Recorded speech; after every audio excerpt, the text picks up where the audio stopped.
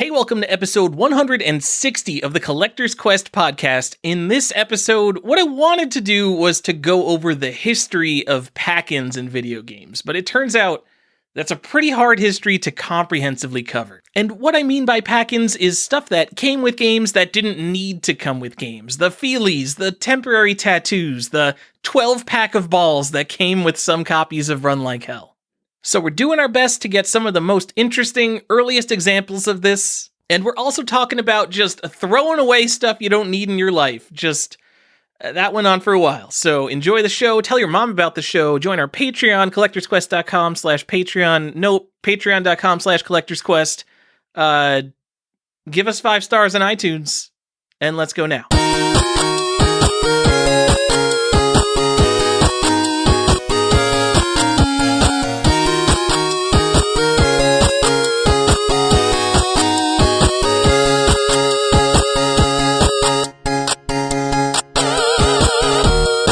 I appreciate your neuroses so much. I'm not even lying. It is one of the things I genuinely like about you. Good. I like good stuff, and I like finding out about video games. Oh yeah? Should we do that on this episode of Collector's Quest? Welcome back. Whoa! And we're back. That was a weird intro because Johnny did it, but we're just going to use that as the intro now. What's happening? Where am I? Well, no, we always scrap one. I figured this is the scrap one. This is the scrap one. The real one. We're gonna do it intentionally now. We'll just intentionally throw it away. I don't think this episode's gonna have an after show. It is 2 a.m. and we have started recording. I think it's gonna be a short show. You don't have work tomorrow. You have a dog. Yeah, I have a dog. I gotta wake up at 7:30 to walk a dog now. It has to fix my sleep schedule. I legitimately might not be able to do these crazy late shows anymore. Because you have to walk your dog? For the dog? That you have a backyard, and it's a tiny dog. Well, it's not a fenced-in yard. Oh my God. So put up an 8x8 gate. Yeah. It's a tiny-ass dog. Johnny, it's going to be exactly like it is for new parents. You know how, you drop the pacifier at first and then you, sterilize it. Get that sanitizer real quick. Now I'm just brushing dirt off of it and shoving it back Fuck in that. his I mouth. just put it in my own mouth and then put it back. Yeah. So he's in that stage of I have to walk my tiny-ass dog at 7:30 in the morning or the world will end. Also, this is Ada's dog, not your dog. Look, the dog doesn't she like forced it on you, so you have to be like, look, when push comes to shove, this is your dog, so you have to do the things. Yes, whoever the dog likes gets to walk it. If that was the case, fair. I would never have to walk this dog. So look, all she has to do is play a little less Animal Crossing, and she will have time to walk the dog. She's probably sleeping right now, but before she was asleep, she was definitely playing a few hours of Animal Crossing. Let me tell you about my morning. I woke up, I went downstairs. The dog was... He's got a little spot in front of the window on the couch where he usually has his bed, and he sits on his bed and looks out the window. So all I did the whole morning is I took his bed, which wasn't on the couch, and I brought it over to his spot on the couch and put it next to him so he could lay on his bed. And I wasn't even near him. He just ran over to me and bit my arm. And that was my first interaction with the dog of the morning. Wow. Why does your dog aggressively hates you? I told you not to get one of these tiny aggressive dogs. Loves Ada though. We tried to get you a nice golden retriever and something family friendly and nice, that enjoys people. Instead, you've got this dog that whenever a man walks into your house, that dog is going to hide or bite. Johnny, you've been to my house. No one's coming to my house. Come on. You should just name the dog Lawsuit. What about your dad? Now. My dad. And you have 3 friends. Look, no. I've seen your video game set up for Rock Band and stuff. You definitely plan on having people. In the living room. That's what makes it all the sadder, Johnny. That's what makes it all the sadder. Johnny, how many wine glasses do you have? I think I have 16 wine glasses in my house. When am I going to have 14 other people over here? I don't know what I'm doing having all this stuff. That's a rookie move. I threw away, we had a box of wine glasses that had never been opened, so I threw those away. We have 4 long stem and we have 4 stemless. And that, there's never going to be more than 8 people drinking wine. Carly and I don't even like wine. So. Or 8 people. Yeah. Well, we barely Carly likes people. Me, less so. Yeah. It's a rookie move. So just get rid of those wine glasses. You don't need to haul that shit around with you for the rest of your life. Just dump it. Well, so is this the show? Are we recording Collector's Quest? So we've got those 16 wine glasses of like, there's like 2 or 3 different sets that are mixed up together. And now I just got another 16 for my wedding. And it's like, okay, I'll throw out all the old wine glasses, but then I'll have 16 new wine glasses that I can't throw out because they're from my fucking wedding. No, like look, you think that's true? I had the same problem. I had this box of new wine glasses. Like someone spent like $40. If you break that down, like 16 into like they spent $50 on it, that's not nice glasses. That's the cost per glass isn't very high. Just throw that away. It's garbage. I have never been called out in the history of my marriage from someone who like bought me something at the wedding and like been called out on it later. Like no one's coming over. This is like a family friend. No one's from the coming 90s. over They to your would house, never Tyler, know. and be like, "Hey, where's my casserole dish, you son of a bitch?" Like no one. You're right. One's doing Look, that. so like here's the other pro tip. Like all that shitty Tupperware that you're like unsure if you have a lid, get rid of that. we threw Just all that. buy- Like forget that nonsense. It's Just all get standardized Pyrex. in one thing now. Yeah, Pyrex or stuff that all fits into each other. Don't do this giant drawer full of shitty Tupperware. Oh my god. Also, like just like if you got some of those, if you can't afford it, like that's a different thing. But if you like have like butter dishes and whipped cream things as like your primary Tupperware, like in with your primary Tupperware, if that's all you can afford, look, you do what you got to do. That's what I grew up with. You don't know if you have butter or leftovers, is how my childhood went. But, but if you have got past that stage of your life, you don't need those as Tupperware anymore. Just throw them away, man.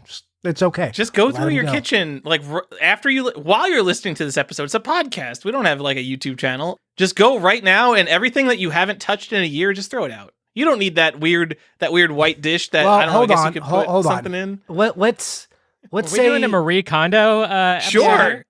I'm into for it. a bunch 3 hoarders give advice on how to get rid of things. Well, that's why it's so funny. Like kitchen, I have no problem. I'll go through and be like, God, we don't need any of this junk. This mixer is like the bad tongs and the good tongs. We're throwing out the bad tongs. We don't need the bad tongs. And then it comes to like my video games. Nobody like, needs wow. the can opener that doesn't work, and like also the can opener that does work. Right? Like we've got the one with the nice handles, and then the one that's just like the shitty dollar store one. It's like, get out of here, dollar store one. We don't need a backup can opener. Yeah. If it breaks, I'll Amazon it, and 2 days later, my life will be fine. It's true. I do have a shitty can opener. Why do I Damn own it, that? Stefan. Like, why? It's taking up space. I threw mine away. Look, also all these kitchen appliances that are like ultra specific, you don't need I didn't need a pineapple corer. That's all I'm saying. I don't get eat rid of that your much pineapple. unitaskers. You don't need no unitaskers. Yeah, like it's got to be, unless it's high function, like I use it all the time, then no unitaskers. So you guys gotta. I feel so seen right now. This is already my favorite episode in a while. Like this is like real life problems that people have. Like I do have an apple slicer which I use very regularly, so I keep that. So but the rest of that stuff, like get through, like really examine how much shit you have. Also, mugs. Why do you have 45 coffee mugs? You don't drink that much coffee, and not that many people are ever coming over. Get rid of the shitty ones and keep the cool ones. How about those really big, like heavy, like desk tape dispensers that you've never put tape on or haven't had a roll of tape on in like 12 years? Yeah, that are like filled with sand. When you need tape, you just buy the disposable tape dispenser. You do that. And yet you have the big, like the big one with like sand in the bottom. That you know why? It's because you had some office job 10 years ago, and like you cleared out your desk, and like you just took it, and now you're like, well, I mean, it's a tape dispenser. What am I going to do? Get rid of it? Yes, throw it away. I am staring at that dispenser right now. Oh my god! throw it away. That's the other. Like, go through your junk drawer and like, really, do you need all the stuff in that junk drawer? Let it go. Yeah, you could pull that drawer out entirely. Close your eyes and just throw it all in the garbage, and you would never know. Your life would not change. Yeah, your life would change. Not at all. Maybe maybe there's like a half-used tube of super glue that might still be good if you really tried, but that's about it. So you might have to buy some new super glue. In 8 months, if you need something from there, you're like, oh, we don't have staples. Guess we'll go to Amazon and prime some and have them tomorrow. Yeah. Like we're living in the future, guys. You don't need to keep anything anymore. You need a laptop. That's it. Remember, you need room for games. Okay? Yes. Exactly. Those kitchen cabinets are useful. Ask what's his name? I can't remember. Hey, I stored my Ninja Turtles collection. I don't know if you guys seen old pictures when I Oh collected yeah, Ninja I saw. Turtles Yeah, hardcore. your cabinets. I remember. Yeah, Oh. yeah. With games, it's like the opposite though, because I walk into my game room, I'm like, wow, look at all those Sega Master System games. I haven't played Sega Master System in 3 years, but I'm sure happy I have those. Yeah. Yeah, basic life stuff, totally good about like, let's get rid of this. Carly and I just had a dumpster. Like I rented one of those 20-foot long dumpsters and just had them park it. And we just went through the garage and everything. Like the backyard, like lawn furniture that had got rusty and stuff that we were never going to use. Also, our porch sucks, so we're never going to sit back there. It's like, get rid of this shit. All this stuff is gone. A fire pit that her like mom gave us, 5 years ago that we've never ever used. Like, It's all this stuff is California. gone. Yeah, What are you using I have your a house fire with pit? 2 f***ing chimneys, the most useless of things. They're like, well, they're decorative. I don't need decorative fireplaces. Okay, you know how cold it is right now? Like 64 degrees. It's midwinter. Okay, I don't need this. I hate fireplaces, and mine. It's not. You've seen my fireplace stuff, and it's not a little fireplace. It's No, like gigantic. it's a grand fireplace. Yeah, like it has a built-in brick bench that so multiple people can sit around it. I don't. There are elves that live in that fireplace. Yeah, welcome to Southern California, where this thing has never been used. I've literally never used it. In fact, if you go into the one in our spare room or whatever, the gas check thing, like, be sure to do this when you're like turning on your fireplace for the first time. That like the gas company put when they certified when we bought our house 9 it's still years on there. ago. It's Yeah. still there because I've never pulled it off because I've never turned it on. I got to tell you, I'm having so much fun in this conversation. Part of me wants to just abandon the actual episode topic and just talk about throwing away shit we don't need. Yeah. I have like the urge to like, man, I could go through my house right now and probably easily, without even like thinking about where there was, just like fill up a garbage bag of like stuff we'll never use Yeah. again. Yeah, and you wouldn't even notice. Right? Like, that garbage bag would leave your house and you wouldn't be able to tell. Yes. Yeah, Carly and I got rid of so much stuff, and then like we had the whole donation pile stuff. We haven't even finished that part. I'm just like, please, let's get rid of all this stuff before people come back into the house. Like, let's get rid of so much shit, please. You know what, Johnny? I've got a. You know how like charities and stuff sometimes send you return address labels, like they'll put your address on a sticker so you can put it on the envelope so you don't have to write that. Yeah, I love those. I've got a sheet of those sitting on my router right now. I have a drawer full of them somewhere else. I'm going to throw out this one on the router right now, just so we can take an actionable item here on the show. See, I actually love those because like I hate writing out the Don't addresses. tell me Plus- to keep it, asshole. No, throw those away. I love I use mine though. If you don't use it, Oh if no, you I have use this mine many, too. you're I not just have using so them. many of them. That was from St. All right. Jude's Children's Hospital. I'm going to follow the trend. I'm going to throw away that f***ing tape dispenser tonight. That's going Please away. do. All right. Going in the trash. Let's see. I'm going to open up my junk drawer here, the office junk drawer. Let's see something to pull out. I love what this episode's become so much. Okay, I've got a spindle of CDs. I don't even know if my computer has a CD drive. Okay, how many of those are AOL free hours? Just No, this is like legit, like recordable, like ours. Like What if you need to CDRs. burn a Dreamcast game because your disc is damaged? It's already in the garbage. I already put it in the trash bag. Gone. All right, in the spirit of things. Also, I've got like this case that came with my Logitech mouse and like the cord that's supposed to be stored in it to charge my mouse, but because it's like one of those old rechargeable batteries, now if I unplug my mouse, it just dies. So it's all permanent charge in. So we're just throwing this thing away that's holding. Yeah, I'm staring at a spindle of CDs right now that I know for sure is full of driver discs for hardware that I do not own. Oh, ooh, here's a good one that's going to Microsoft 2000 Professional, Office 2000. See you later. Gone. Peace. How about all your mini USB cables? Got a nice I went drawer through full of those somewhere? Okay, no. I have no, a you know what? Tupperware or a bin full of like miscellaneous cables that's marked for the trash. I use the mini USB cables enough because they're so shitty, like even high quality ones are so shitty that I replace them all the time. Like I genuinely use those. What do you have that uses I mini will defend USB? to the death. I don't know, like random mini devices and I don't know. I'm sure half the things on this desk use them. Oh my God. Here's the other thing I'm going to suggest you throw away, especially if like you're in your office. Okay, grab all those little thumb drives that are like 1 gig and get rid of them. Take them, just put it into a file folder. What if they have and homework then from 2003 on them, Johnny? Yeah, exactly. What if they're like, I do have this like snazzy collector's edition StarCraft drive that I do enjoy. Sure, like whatever if you got a collector's one, but Okay. like I have just like generic ones that companies give you at conferences. Oh, sure. I'm like, it's not even a gig. 128 megabytes. Yeah, like if it says megabytes on it, put it in the garbage. Like don't. Like, what are we doing? If it's like less Get than outta here. 8 gigs, put it in the garbage. So Yeah. I've got those all organized. They're in a box, and then every time I need something, I'm looking through SD cards, and I got like SD cards going back to like the year 2000. So I'm looking at like, oh look, a 32 megabyte SD card. No, I need one that's at least 8 gigs. I don't care what I'm using it for. I just want to have 8 those thumb gigs. drives. There are not quality people. Like those thumb drives fail all the time. So don't like. I know everyone has it in their head, or lots of people have it in their head that like solid state technology is like impervious to failure. No, those thumb drives fail all the time. Yeah. So don't shitty keep anything products important from- on that. Yeah. Do yourself a favor. Get rid of, like, in your office, go ahead and get rid of that stuff. Also, like, all those manuals and stuff for, a printer you bought 6 years ago, just get rid of those. If you've never opened that manual, just throw your printer manuals away. I'm just going to tell you people But this. what happens, You're not Johnny? fixing What this happens when stupid the printer. You're what probably happens when the replacing it when it internet runs out of ink. disappears and I can't Google my printer's PDF?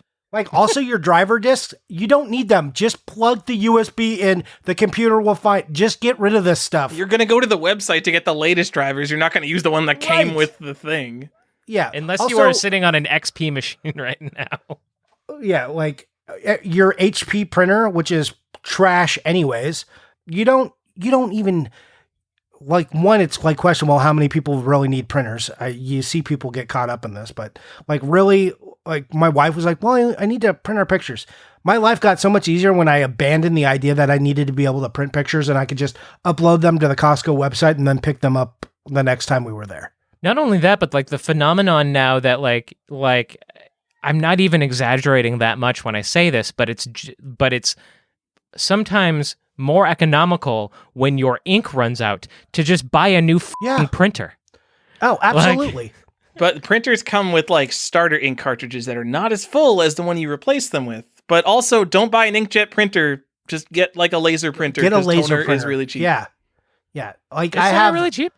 Yeah. Well, So- I'm comparatively, I have my laser printer, Stefan, from my job in 2012. Yeah. Oh, yeah. They are workhorses. I will say that. And They it's will still last just forever. like, because if I need it, I'm just printing a random page. And I have an extra box because that job closed down, right? That the boss retired, and he's like, you can take the printer and this extra toner cartridge. I'm still on the original toner. Your This retirement thing, gift. the toner cartridge, the extra one sits in the rafter of my garage, and I'm just like, should I throw this away? Am I ever getting to this thing before I die? I don't know.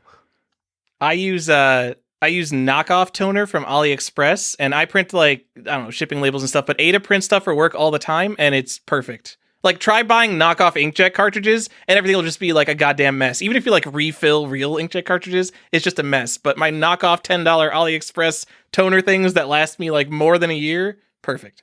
I tell you how much I hate printers, like the scam that is inkjets. And now they have this thing like where they tell you your ink expired. Your ink does not expire. F you, HP. It does not It's like expire. coffee machines that need to read a barcode off your coffee. Like, no, we don't want to ruin this coffee for you, so we're not going to put Yeah. hot water in this cup. Oh, god damn. Just. We should talk I get worked about up. old games that you can collect that were ruined by DRM. That's this episode. Yeah. Anyways. Well, I was going to transition into like say something like, "Hey guys, would you say that your houses are packed in with Hey! too much Oh, Whoa. there it is. stuff?"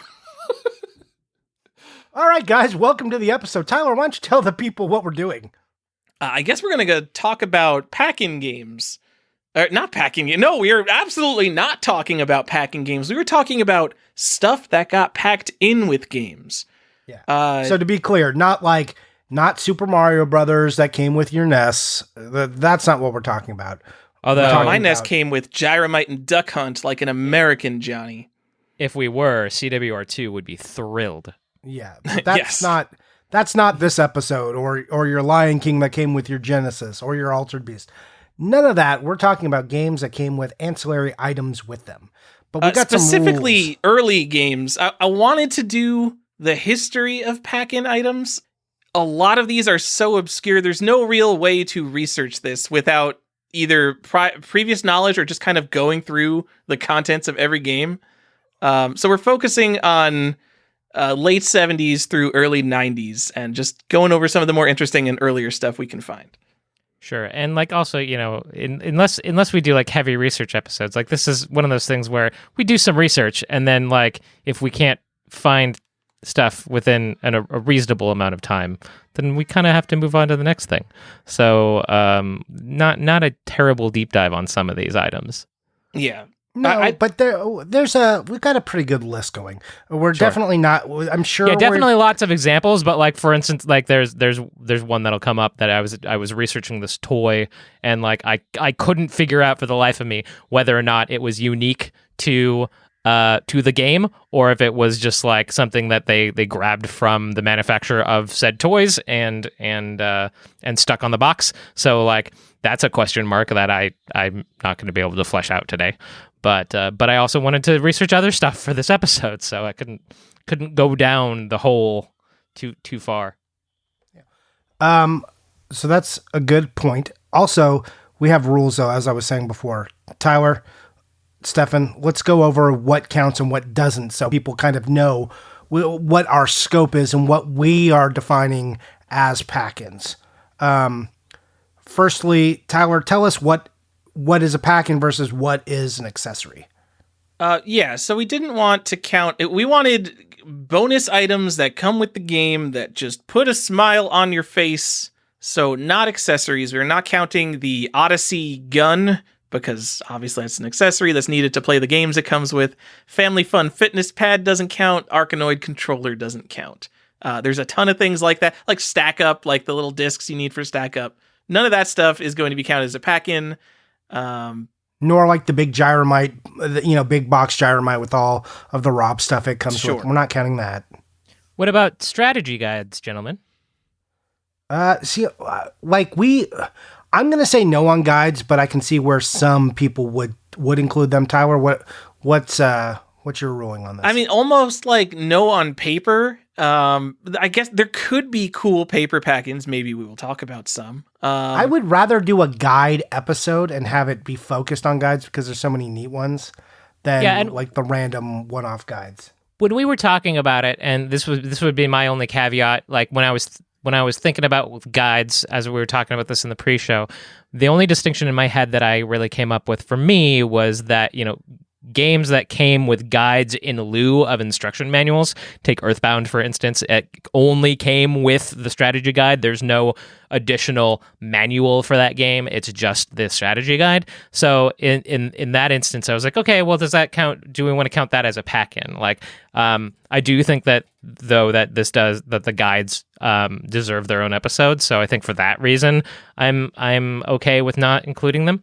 But that was just kind of a consideration that I was making. Well, I mean, and there's also like the UK big boxes on Super Nintendo, which came with guides, but they also have regular ones, and those ones have manuals.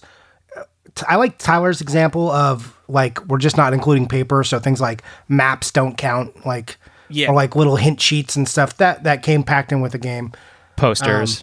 We're also not going to do like the random Capcom Mega Man stickers that came in like a few games. I don't think. Oh, I think that would be a good one. We should bring those up. You think that one? Okay. I like that. I mean, it's because comics we would consider a pack-in. Yes, there are PC games that came with comics and things like that. Stickers that are are in. Bonus. Yeah, All stickers right, totally are in. Like hint guides are weird guides specifically because like you can go to some like older PC games and when you open up a big box, it's nothing but paper. And like maybe one of those sheets will be like tips on how to start playing Ultima. And it's like, that's not a pack-in. It's just like some documentation. Yeah, I and think some hint guides stickers are like that. stickers should probably get a pass, anyway, because I know a couple things, a couple items that we're talking about are like, for instance, temporary tattoos, which you could argue are paper, obviously, but then I think they're also close enough to stickers that they can count. Sure.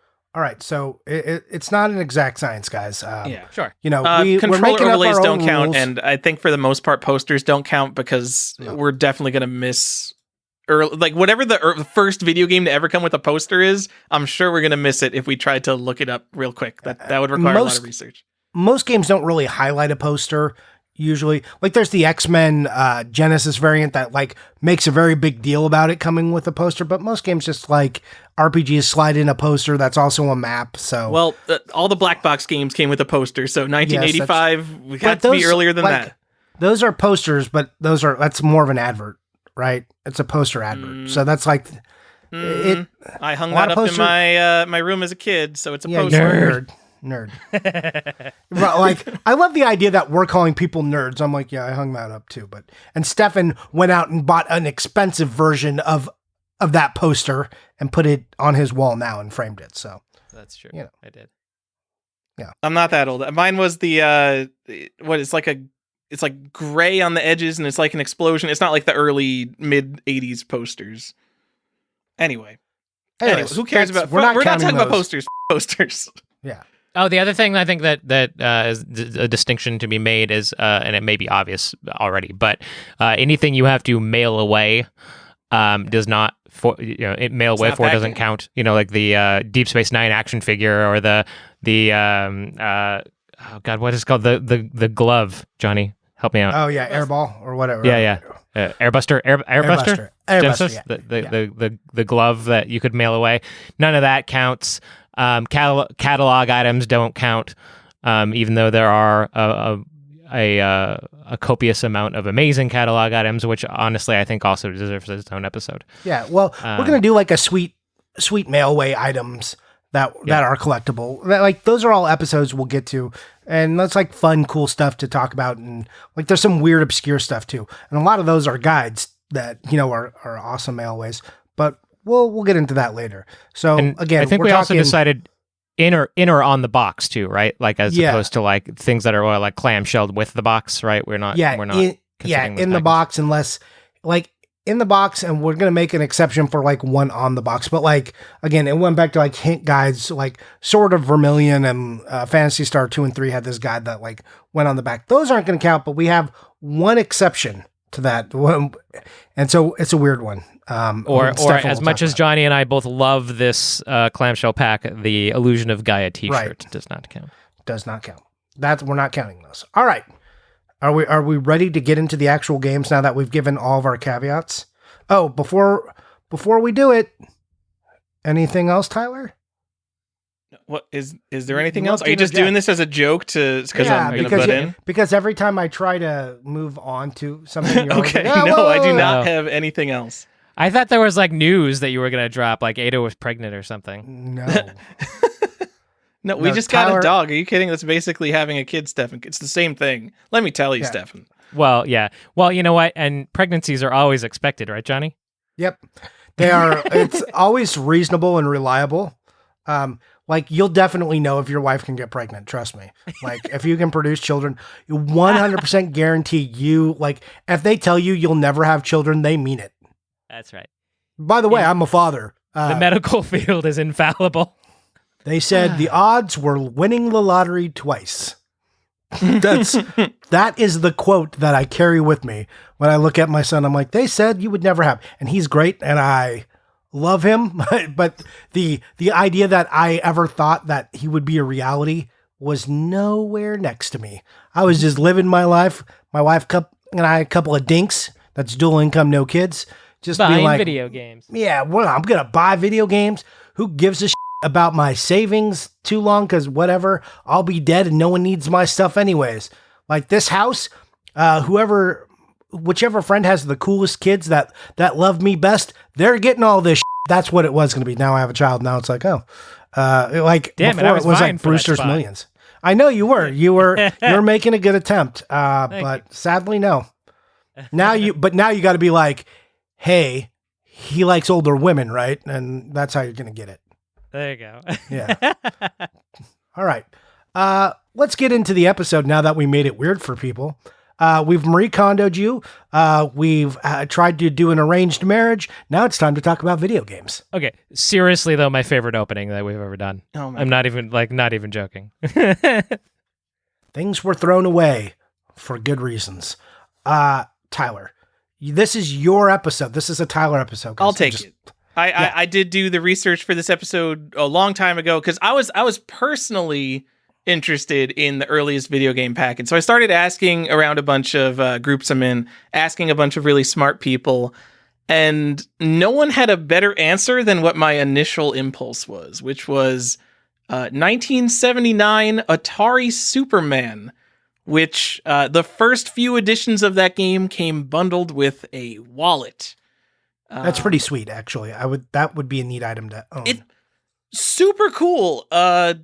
Like, it's a really cool thing. I thought it would be something super boring. I was looking for like a sticker or a pewter figurine in like some old PC RPG or something. I just figure in my brain, like the history of computer games, I tend to think it goes back further than the history of console games. Because, obviously computers are older than video game consoles.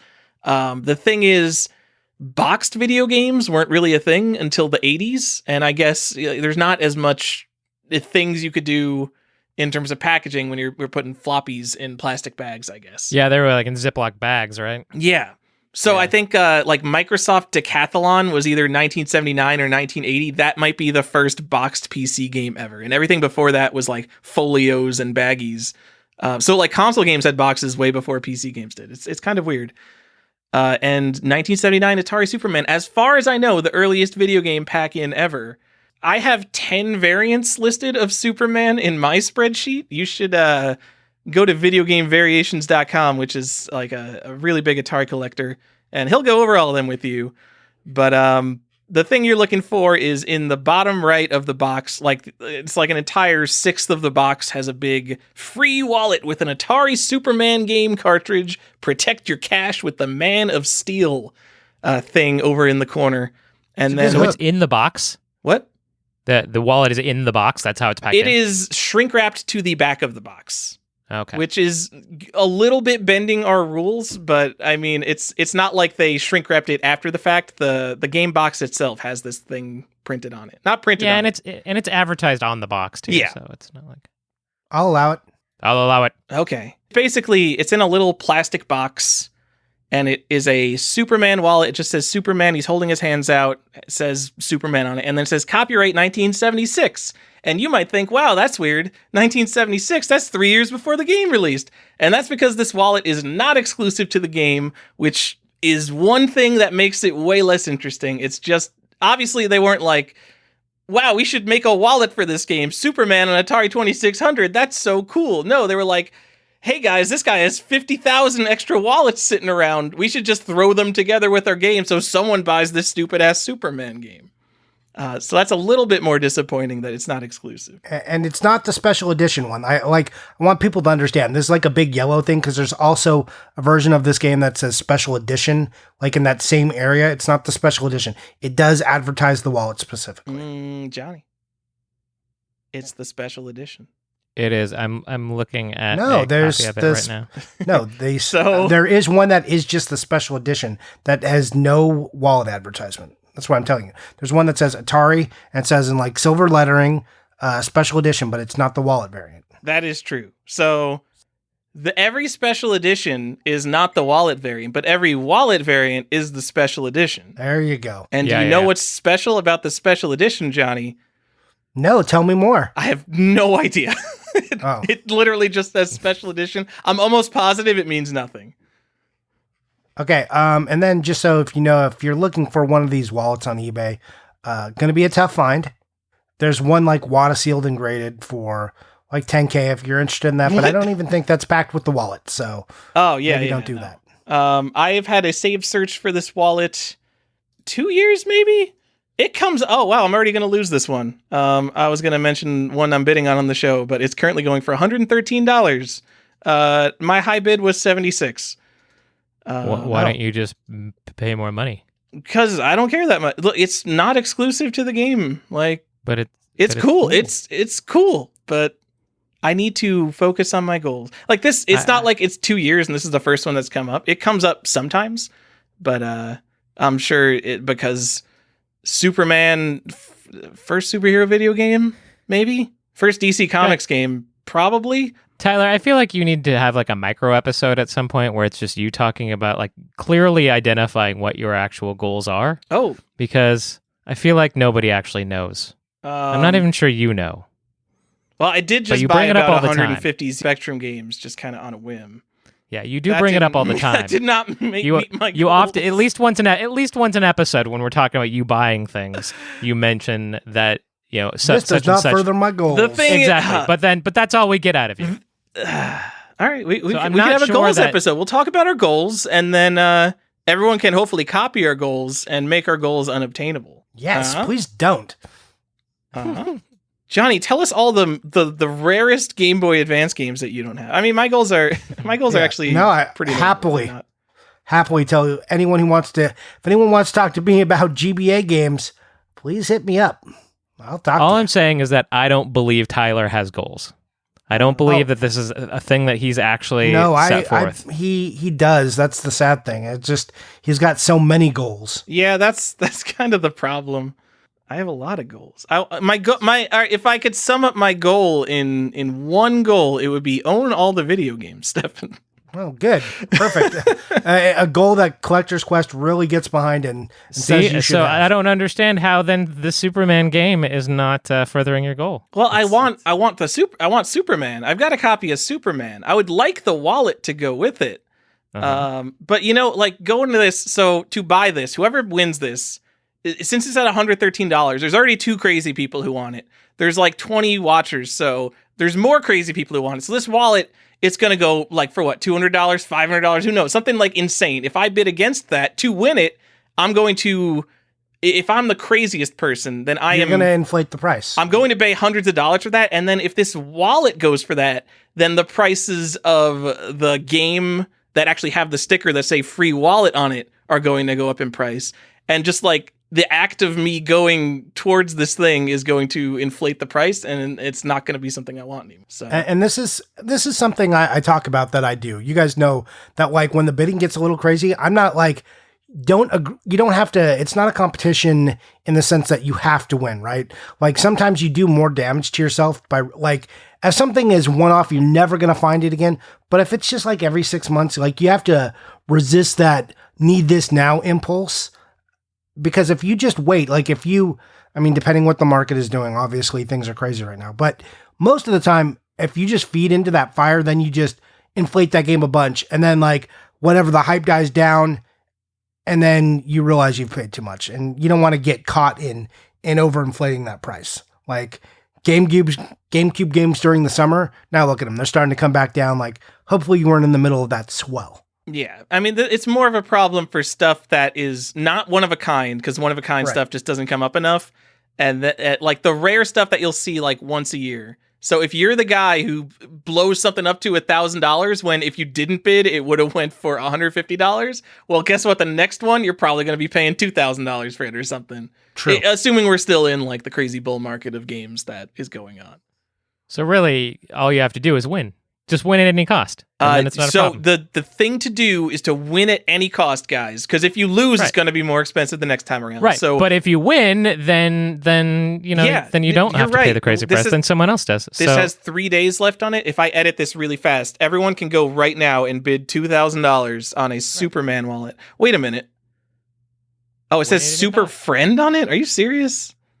Oh, okay, wait, the wallet doesn't say Superman on it. The case of the wallet says Super Friend on it, and it's Superman breaking a chain on the wallet. Honestly, the wallet's badass. It's Superman breaking a chain. It's pretty good. What was I going to say? You were going to move on to your next game. Yeah, Sue, we gotta move off this Superman thing. Was I going to try to give a price on this? I don't know. Is it the first DC Comics game, guys? Let's say it's the first DC Comics game. Let's give Superman some love here. Okay. Right. Johnny, I'm just going to go on to the second game because this was my other first instinct. Games that came with pack-ins are the Infocom adventure games from the early 80s. So if you are at all a fan of adventure games, the early Infocom games are really well known. One, because they just put out a ton of high quality interactive fiction, and two, because they packed in what they called feelies. And we've talked about these on the show before. They are almost always like the cheapest, most nothing things. One of them in one of the games, I think it was Hitchhiker's Guide to the Galaxy, is literally an empty plastic bag, but with like a funny label on it that's like bag of air or something.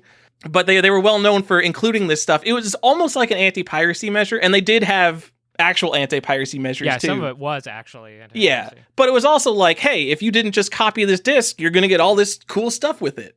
So my first instinct besides Superman was like, oh, Infocom must have done something that predated Superman, right?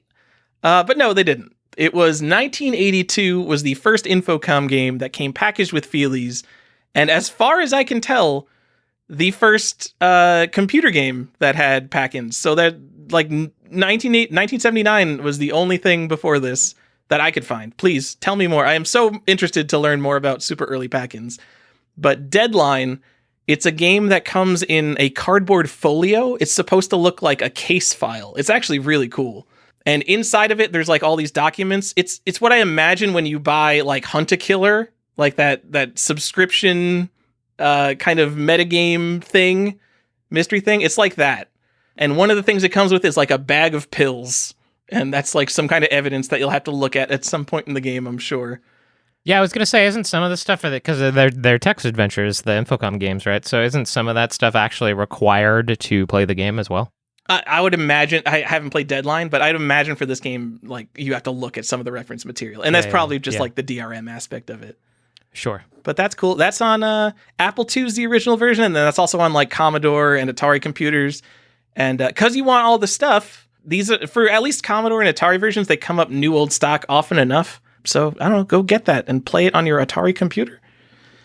Sure, do it. Deadline. But, I mean, you did bring up the game I like better. We'll talk about that after in Hitchhiker's Guide, because that's got some neat, weird stuff that might be the first of their kinds as pack-ins in there. Like, so maybe we talk about that. But I'm going to take this one unless you want it. Stefan, you... No, I imagine we're going to jump around a little bit, right? Yeah. Because like we do have 22 games on this list. Yeah. I can't imagine that we're going to get through all of them. All right. So, and I'm not going to spend too much time on this. So, He-Man for the Intellivision also later came out on the Atari. It's, ranges between $50 and $75. It came with a mini comic, and it was the King of Castle Grayskull, I believe. And it, it's like a little, let's say like 4x4 square comic. So it's not like a full size comic. Later Intellivision releases didn't have this, or it's very rare, or a foreign release only. The Intellivision games are repackaged as Mattel games. They have white labels. So Intellivision Incorporated games are repackaged Mattel games. Yeah. Okay, thank you. And they have white labels and black and white manuals, and they remove the references to Mattel. And so these Intellivision Inc. games are like shitty re-releases, kind of like the Majesco of Intellivision. And then also they have controller button. They're right? Overlays. They removed the Mattel name from the overlays in these re-releases. So if you just like bought loose overlays and put them together with your Intellivision games, guess what? All your Intellivision games are wrong. Oh, Jesus! Mismatched parts, variants on top of variants, top of variants. Imps, you got imps. Be careful.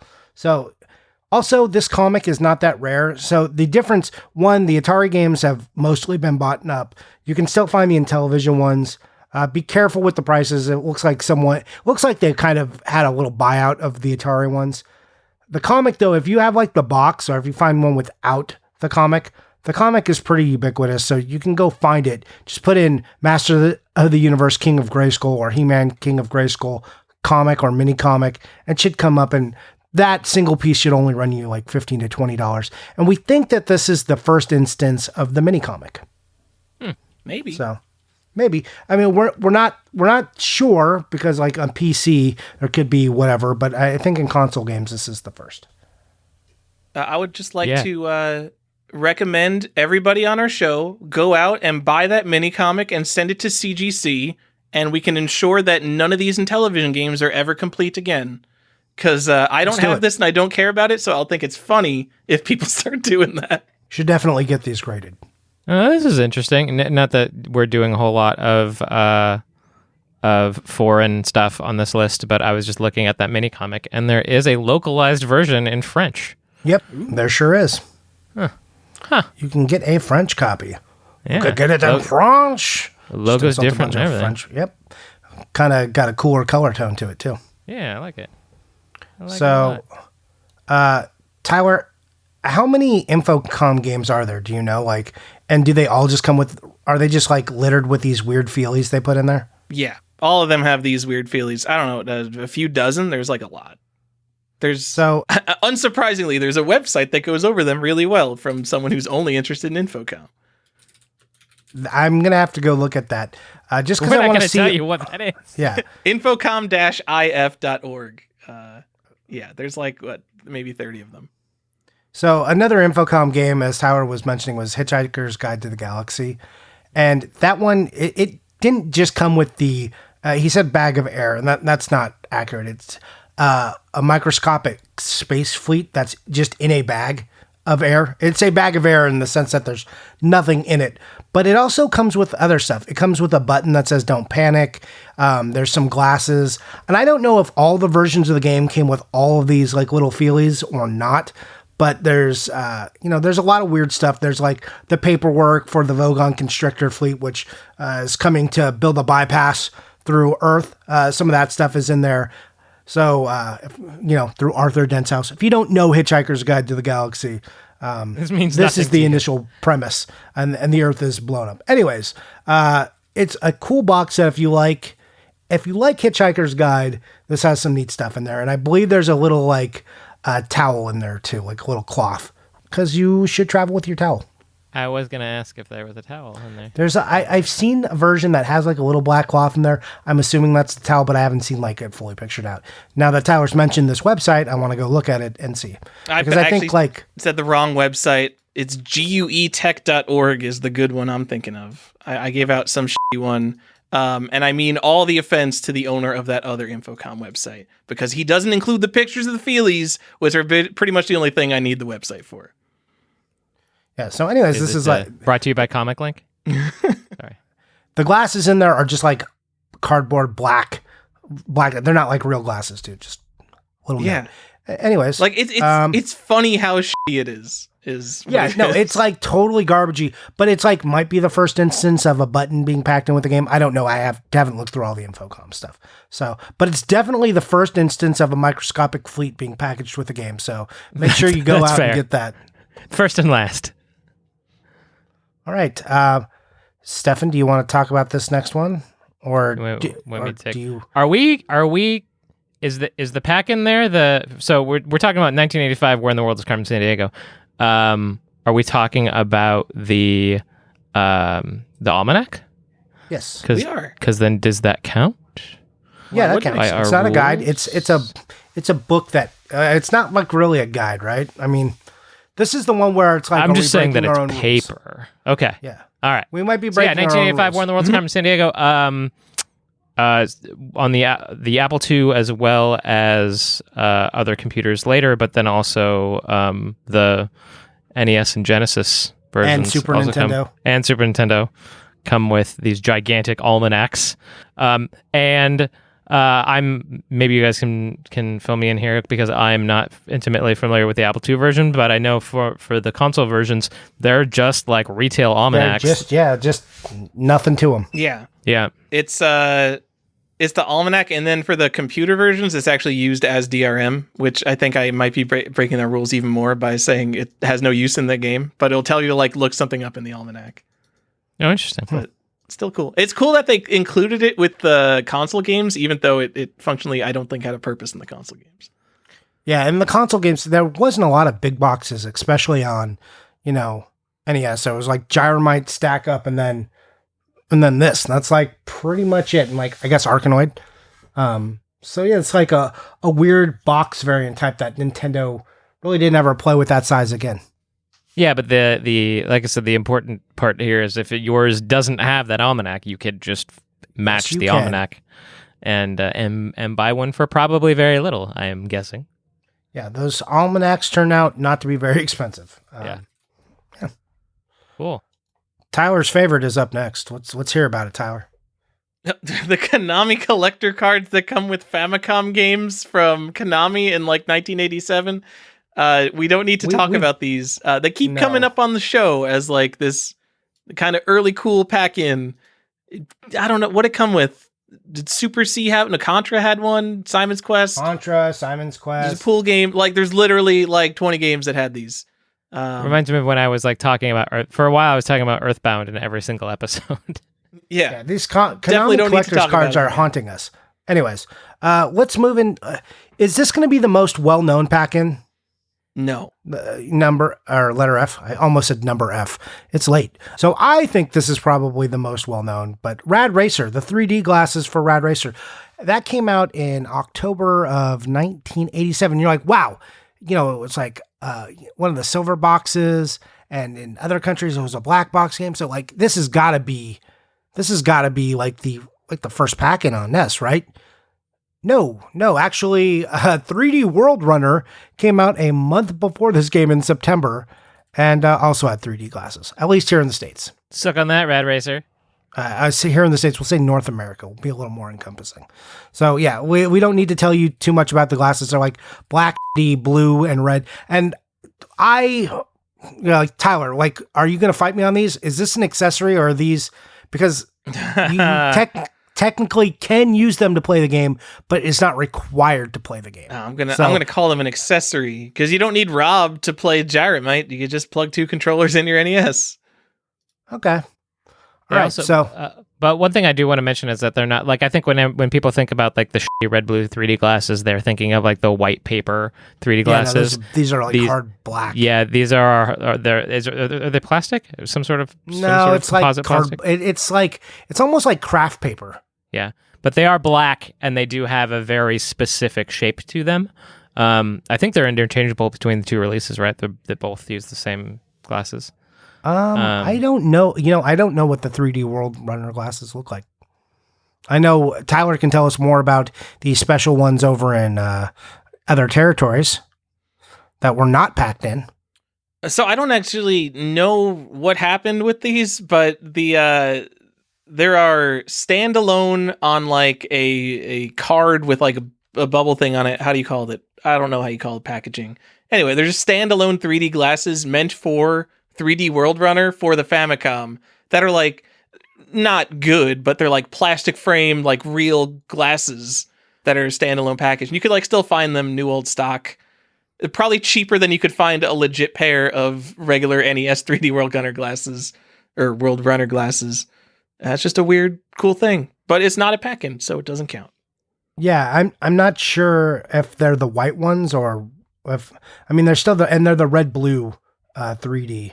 I'm looking at an advertisement in Nintendo Fun Club actually right now that has their yellow frames, and they're talking about 3D World Runner and Rad Racer in the same breath. Yeah. So is there a variant? So the packaging for them has 3D World Runner graphics on them. But would the same guy make both games? I'm not sure. No idea. I don't remember. It's a Squaresoft guy, isn't it? Let's find out. Whoa, okay, so I went to this guy's Wikipedia page. We're going to do live research on Collector's Quest. Woo! Hooray!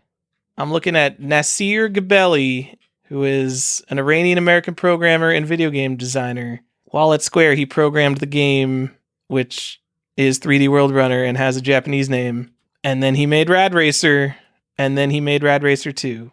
Look at that. I did not know 3D World Runner and Rad Racer were related, but they're made by the same dude. That's why they're both 3D. So what we care about is the glasses, Tyler. What was I supposed to look something up? I was just getting excited because I learned something, Johnny. I just wanted to know if it was the same glasses in the Rad Racer case as the 3D World Runner. For Famicom, I have no idea. That's too much research for me to do. For English, for the I don't know. American. I don't know NES packing stuff enough. I just when it comes to that, it would come down to if I wanted it, I would find someone who knew more than me because I know NES stuff is so thoroughly researched. But yeah, there's a lot That's- of people who put in like fake and reproduction 3D that's glasses. the problem. with these Like games. I see so many different types of glasses. I'm not sure which are in there. So sorry, we have bad info for you here. Maybe, hopefully, we'll have an editor's note. I'll look. Okay, I guess I'll figure it out. But yeah, the Rad Racer No. ones are in like black frames that are Yeah, kind of like we- thick paper. I don't know what the Yeah, World Runner we glasses talked are. about that. Yes, we don't know the world runner. Like, we're bad at this. All right, so let me make sure we have our information straight. So Rad Racer comes with black cardboard 3D glasses. They are red blue 3D. They've got kind of large frames. They're a little bit angled. They're very distinctive. They're very common. You probably already have them. 3D World Runner comes with plain white 3D glasses that are also red blue 3D. They're similar to the Rad Racer glasses, but are not quite the same. I would say they're also pretty large lenses. But they're plain white. It's hard to describe them for you. What I do see is a lot of 3D World Runners for sale. A couple 3D World Runners for sale. I don't have a huge sample size here. They come with plain white 3D glasses that look similar, but they're like they're more rectangular because those are like the common white 3D glasses you would find. So definitely be careful when you're buying your copy of 3D World Runner. Also, I'm going to give you a bonus just because we might as well be complete. Orb 3D comes with Pulfric Effect 3D glasses, which means that one frame looks kind of dark and one frame looks clear. But those 3D glasses, they're branded with Orb 3D on them, so you can't really mess that up. Okay, let's move on. We've spent too much time. I don't even know what this one is, Tyler. So you talk us through this one. Oh, there's nothing to talk about. 1989, there was Chojin Ultra Yakyu Baseball Limited Edition, which came with a phone card. The more I look into weird stuff from the 80s and 90s, Japanese people have more interest in phone cards, particularly collectible phone cards, than Americans ever did. We were just calling 1010 321 or 1-800-COLLECT, I guess. It's literally just a Famicom baseball game, and there's a rare version that comes with a phone card. I don't know why you'd want it. It's not particularly important. Basically, everything, once you hit like the mid 80s, like there's so much stuff with like these random pack-ins. This is just one that I wanted to throw in because it's weird. Okay. And again, we're like sweeping through these years. Mind you, there's a lot of PC stuff out there that you're going to see. We're just kind of trying to give you a variety of the stuff we're starting to see packed in during these times. So this is not everything. Here's one I like a lot that has like not very much information on it. It's not on the box, and it's a weird one. So if you are familiar with the game Impossible for the TurboGrafx 16, we don't get to talk Turbo enough on this show, so I'm glad we get to include it here. But it came with some stickers in there, and if you don't know, which I did not, but this is Impossible is part of a long-running series of games. It's the sixth game in the Monty Mole series.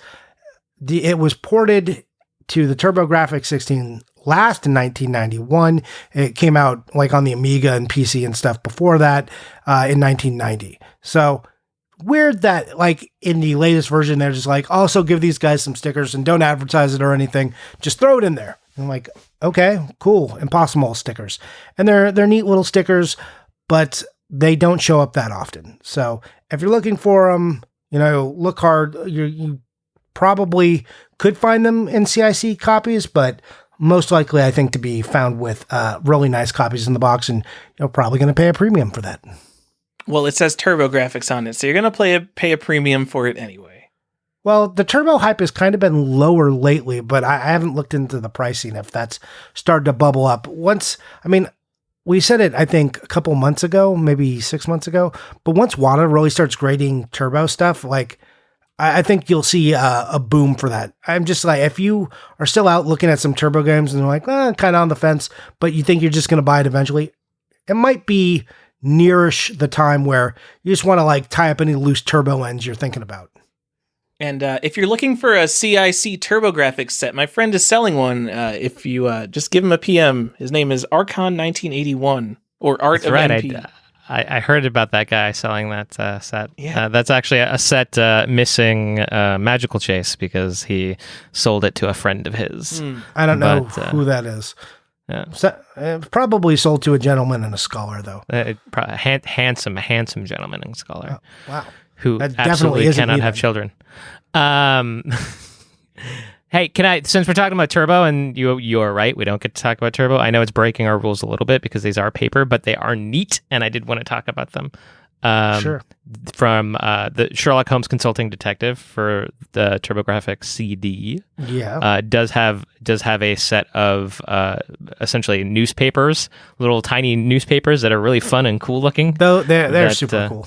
They are super, super cool. And I just wanted to note that because very, very often especially if you're buying CIC, because they are bigger than the jewel case, because they come slipped into the actual outer box. So if you're buying it CIC is what complete in case. Yep. Then likely these letters will be missing, but they are very cool little tiny versions of newspapers that I really like. So since Johnny inspired me to mention them, because we don't get to talk about Turbo very much on this show. No, and I really and and this one's like close because it's not a guide or anything, but it is a cool little it's a newspaper, right? And you are as Tyler mentioned before, they are kind of like DRM. You do have to you are supposed to consult them throughout the game for clues. So yeah, I mean this is in vein of Carmen Sandiego a little bit. Like it's close. I don't know. I would call it a pack-in myself because this is almanacs are boring. I think fake news, like top 10 things that we are missing from 80s and 90s video game, probably just 90s video games. Like now I buy a game, it doesn't even come with a manual. Like all the old LucasArts game, they had the Adventurer, which was a fake newspaper about. I've honestly never read one. I just think it looks cool. We need more fake newspapers in games, guys. And when you buy a copy of Secret of Monkey Island, make sure it has that fake newspaper, The Adventurer, in it. You mean your limited run games copy? I know everyone wants me to stop talking about limited run games. But.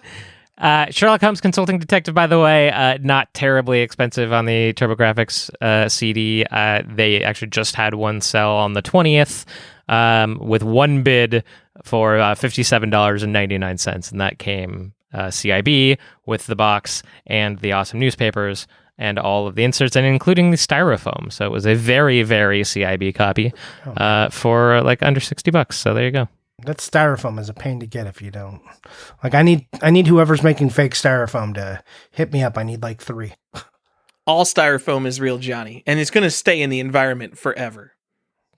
Great. All right, moving on. So that was my bonus one. Sorry. Yeah, no, that's great. That's a good include. Yeah. All right, Tyler. Well, this is this big old thing you went down this rabbit hole. This is a rabbit hole. Jesus. Yeah, let's get into how crazy Sega Master System can be. It's Sega Master System itself is a rabbit hole. So this was a crossover. I was looking for the first limited edition, and one that is a strong contender, depending on your definition of what a limited edition is the Sega Master System Donald Duck Lucky Dime Caper Limited Edition, which I think might be the first limited edition. It is an awesome Sega Master System box set. We've brought it up on the show because as I'm saying this and getting excited about it, I can remember myself getting excited about this in the past. I wrote this was $300 to $400 like 10 years ago, before 2012 went crazy, let alone anything now. I have no idea what this costs now. I could not find one for sale, but it comes in a big black box. And it comes with like a Disney cassette that has like, tunes on it and a t-shirt. And Johnny, who has one of these, you should buy one. Everyone should buy one. It only came out in the UK. Yeah, that's the problem with the Master System stuff. A lot of it didn't come out here, or is buried down like Tech Toys stuff. It's pretty obscure, and our PAL friends are going to be the biggest recipient of a whole host. If you go to SMS Power or Sega 8-Bit, that's got a really good archive where you can see lots of cool special editions. They've got their stuff dialed there, and you can see all this cool stuff we didn't get, or follow Sega Collect on Instagram. He shows off a lot of good stuff, so you can check out his feed for that kind of stuff as well. Yeah. All right. You wanna go any deeper on that? Not Moving on. really. Like Lucky Dime Caper didn't come out in America, right? So that's a cool game to just pick up anyway. I don't even know what to compare it to in terms of rarity. It's almost like the Uncharted 2 Fortune Hunter edition, where it's just like it never comes up, and I never see anyone who has one. Yeah. Sort of like that copy of Loom that you talked me out of, and that now I really regret never buying. What are you talking about? There's an ultra like limited edition cassette version of Loom that I was really into, and I really like it. What was limited about that cassette? What were they saying about it? It was hand signed and numbered by the programmer, and it was like there was like 20 copies or whatever. That sounds like nonsense. I don't know. And yeah, Tyler absolutely forbid me to buy it, and now I really there was really something. regret There it. was a reason I told you not to buy it. Like it, just you're get a piece of copy of Loom. That's for why. $80. Whoa. That is the reason. Whoa! What happened here? No, This it's is okay. I complained to Johnny about things I decided not to buy all the time too. Yeah, this is the number 2 in line of things that I regret not buying that you two talked me out of. What's the first one? Never that mind. We don't stupid- care. When did Loom come out? Loom was probably a little after this. I was going to say, what's the first cassette pack in with a game? Like music cassette? Because Lucky Dime I don't know. Caper is the first one we've come up with. But Loom This wasn't I mean, I guess it's kind of the soundtrack, but it's like all the talkie parts of, because like Loom originally didn't come as a talkie. It was the actual, like, it was an audio drama essentially that came with it. That came on cassette, because it wasn't the actual like integrated voice acting came later on the CD version. So like the floppy versions didn't come with integrated audio, or integrated dialogue. So it's a radio drama essentially of the game. That's on What that. are you talking about? That's what's actually on the cassette? The Loom cassette, yeah. All right, first of all, that Loom cassette is still on eBay. Whatever it is, the presentation edition of Loom. Yeah, that one. It's copy 25. It's $1,500. Don't buy it. It wasn't at the time that you and I were talking about it. You son of a Mm. Don't buy Are you it. sure? Okay. mad. I'm going to move us on to Capcom stickers. Roughly, these came out in 1988. It's got Mega Man on it, so that's a thing. Are there variants of this, Tyler? I can't remember. Yeah, there's one of Mega Man with a drill and one of him. On the rocket sled? Yeah. Okay. So, and these didn't just come in Mega Man 2. I think these were like all over Capcom games around the time. But if you want one in one of those games, you're gonna pay a premium. So just be careful. Be careful with the sticker. Sometimes you can find them loose. Sometimes they go for $25. Sometimes they go for $100. I will just tell you, good luck searching Mega Man and sticker on eBay. Oh, your best bet is going to just be trolling all the Capcom games complete in box until you find one and just buying any of them, I think. Like, also go through your if you have a bunch of Capcom games boxed, that little sticker can slide down behind the foam. So, yeah. Or like sometimes be stuck behind the cartridge, like it'll just slide in there. So if you don't know, like, dig through your game, see if you got one. The Little Nemo box advertises the sticker on it, which is funny because Little Nemo is not a Mega Man game.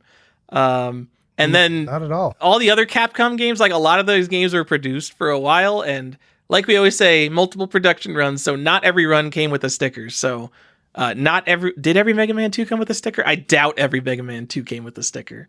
But also it's games like the most like popular Mega Man. It was in yeah. print for so long.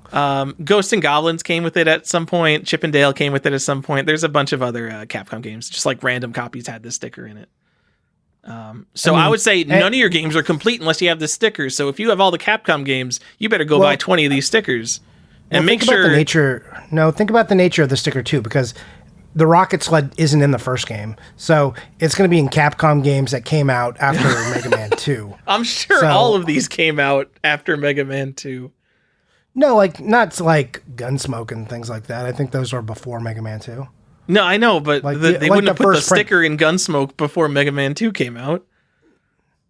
It's not like Stop it, Johnny. I know you're just trying to be you. I'm always just trying to be Oh me. my god. It's so much better than being you, I promise. Wow. Whoa. That's yeah, that hurtful. was ruder than I intended to be. I apologize. That was mean. No, I That was mean just trying to be. spirited. I was just trying to be quippy, and then that came out mean. No, I apologize. Mean. All right. Yeah. All right. Speaking of mean, let's talk about this poor fucking box. I didn't need the F word there. Stefan, tell me what this abomination is and why it's important. It is a poor f***ing box.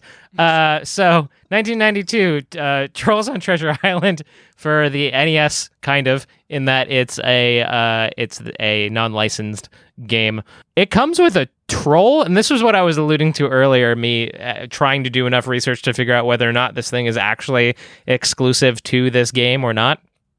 I can't figure it out. It looks similar enough to like Trolls that were in production at the time that it could be, but like it's got some weird things to it, like hand painted eyes instead of like inlaid like plastic eyes that they tended to do for Trolls. So I'm not 100% sure the origin of the troll toy that comes with this NES game. But the crazy thing is that they, instead of putting it in the box, they zip tie it through the box. So they it looks like they actually did punch holes, like with a hole punch in this box. But it doesn't look like a hole punch because the holes aren't nice. It looks like someone just stabbed it with a pencil. You think so? I don't know. That does not. They don't look like professional hole punches to me. So this thing, it's. I've looked at enough sealed copies. The game is like sealed, but the troll is like, it's not under the shrink wrap. It's over, like punched through the shrink wrap. But zip tied by the neck. It's horrifying. Through the front of this box. I have seen a couple variants of hair color, so I'm not sure how many variants of hair color there are on this thing. I'm sure they just pull them out of a bin of like Chinese troll toys, and we're like, here you go. Yeah. Also because it's like a non-licensed game, like production values were so much worse. Yeah. So yeah, you can get a troll toy zip tied through the box of Trolls on Treasure Island. I really want one now. I did not know about this until this episode. I did not know because I don't care about unlicensed games for the most part, as you guys know. But now that I've seen this like horror show, I want it a lot. Well, you can't have one because WATA grades them, so they're going to be way too expensive. Yeah. And I'm not willing to spend, so. And because there was a physical object zip tied through the box, this game is completely impossible to find complete in box, right, guys? Yeah. Sure. I think there's 6 complete in box copies on eBay, maybe 5. Like, they're not in great shape, but like the boxes, they all have like clean holes.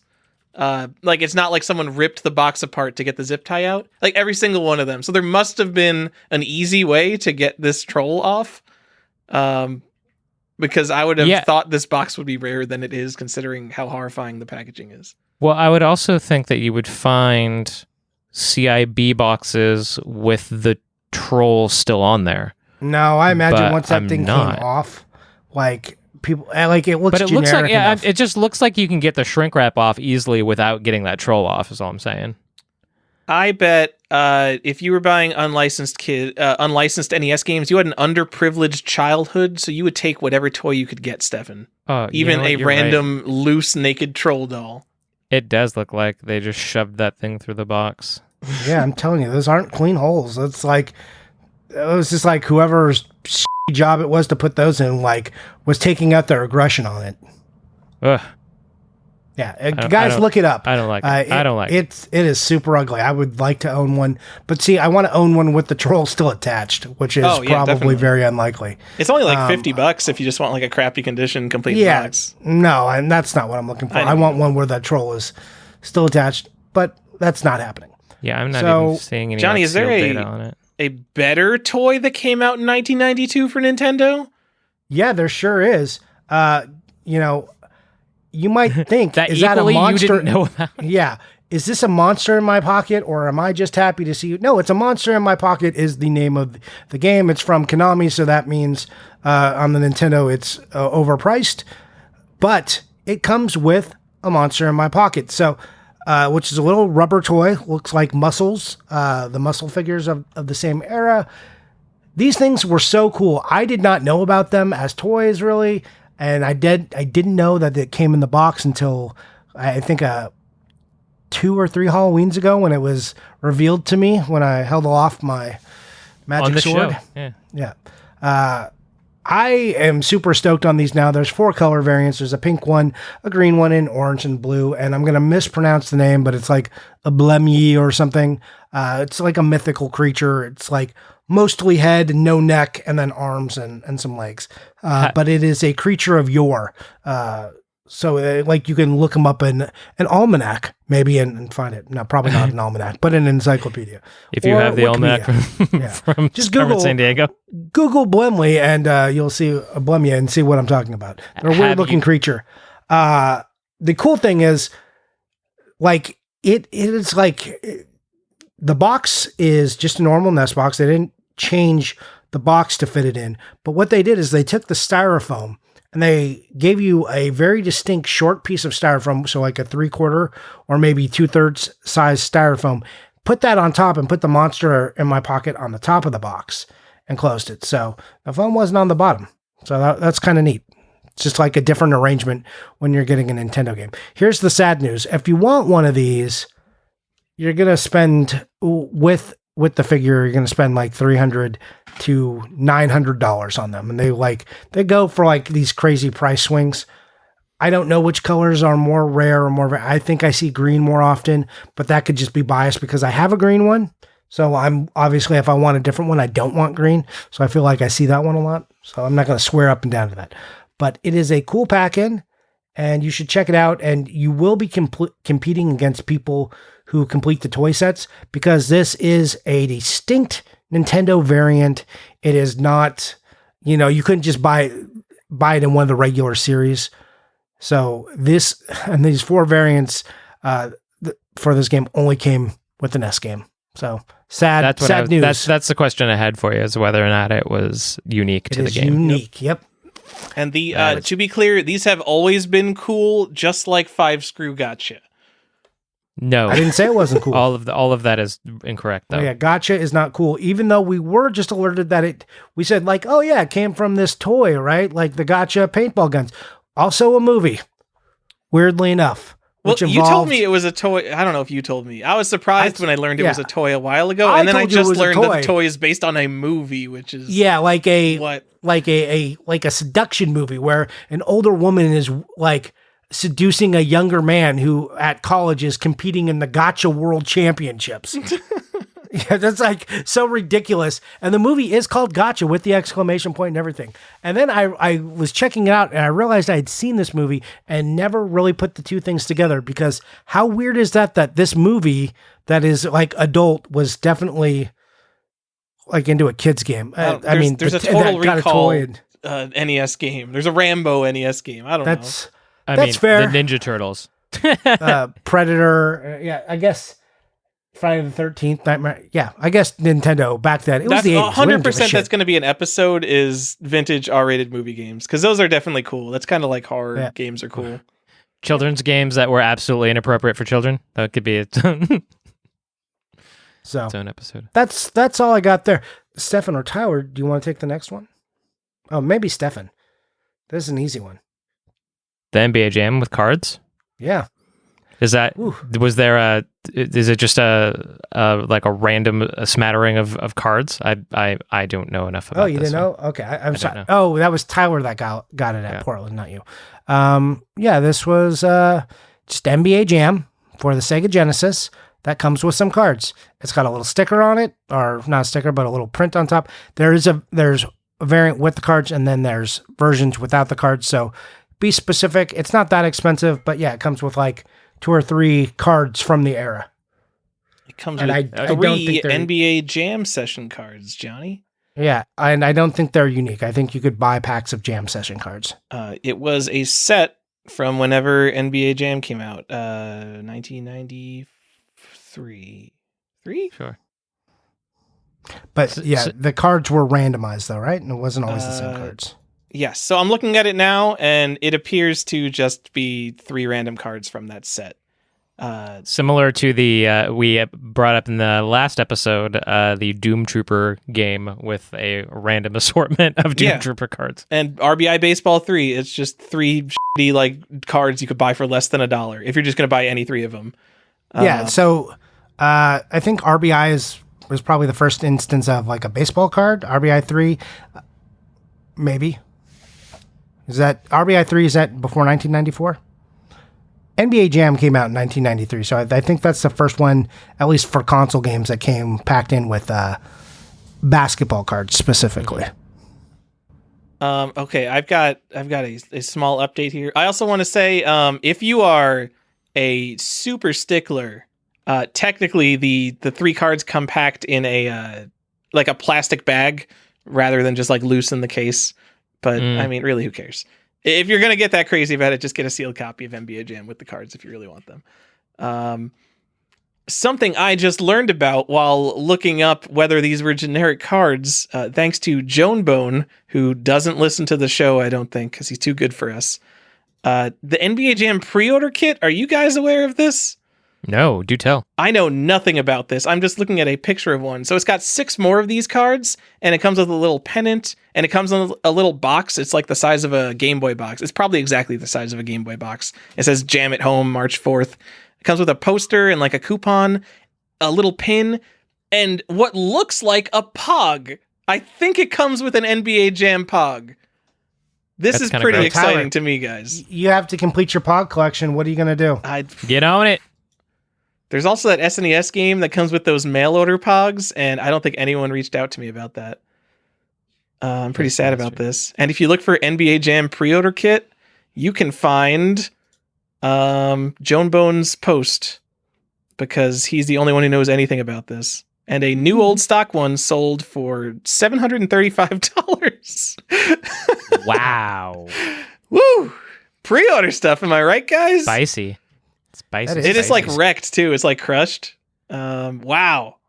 I didn't even know this existed. Is it related to our thing? Expensive. No, because it wasn't really a pack-in. But nope, it's not. That's like a cool pre-order. Yeah, I know. I'm excited because it looks like it has a Pog. I don't know what else would be that sized and small and flat. But we got to keep up with the Pog news on Collector's Quest. That's right. So RBI 3 with cards is 1991, so that might be the first sports cards, first baseball ones. So, anyway, I have no idea. Not sure, but who knows what's going on in computer cards. land? Like after the Infocom games, like there's a bunch of computer games that just come with stuff. Like you can get 80s games that come with like pinball games, and they come with a pinball. Like just anything can happen at that point.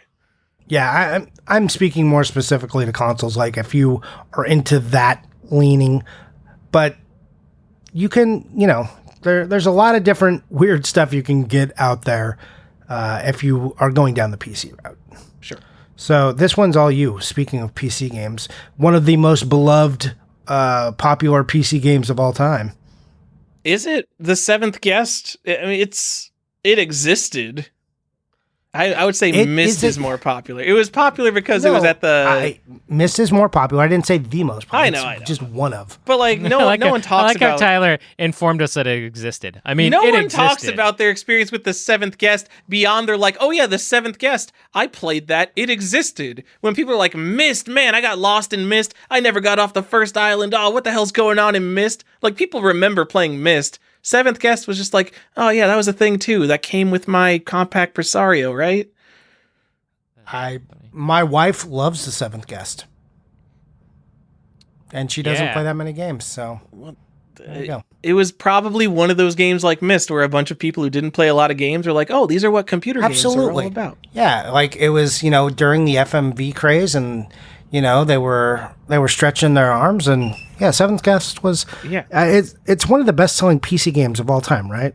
100%. There's a million copies of it. And if you don't know, The Seventh Guest is a horror adventure puzzle game. You kind of walk around the haunted house. Don't know what Seventh Guest is. As a kid, I knew what Seventh Guest was, and I didn't have a computer until I was pretty much an adult because we was poor. I didn't know what Seventh Guest was as a kid. For whatever reason, I had Myst. Everyone had Myst, but I did not have the Seventh Guest for whatever reason.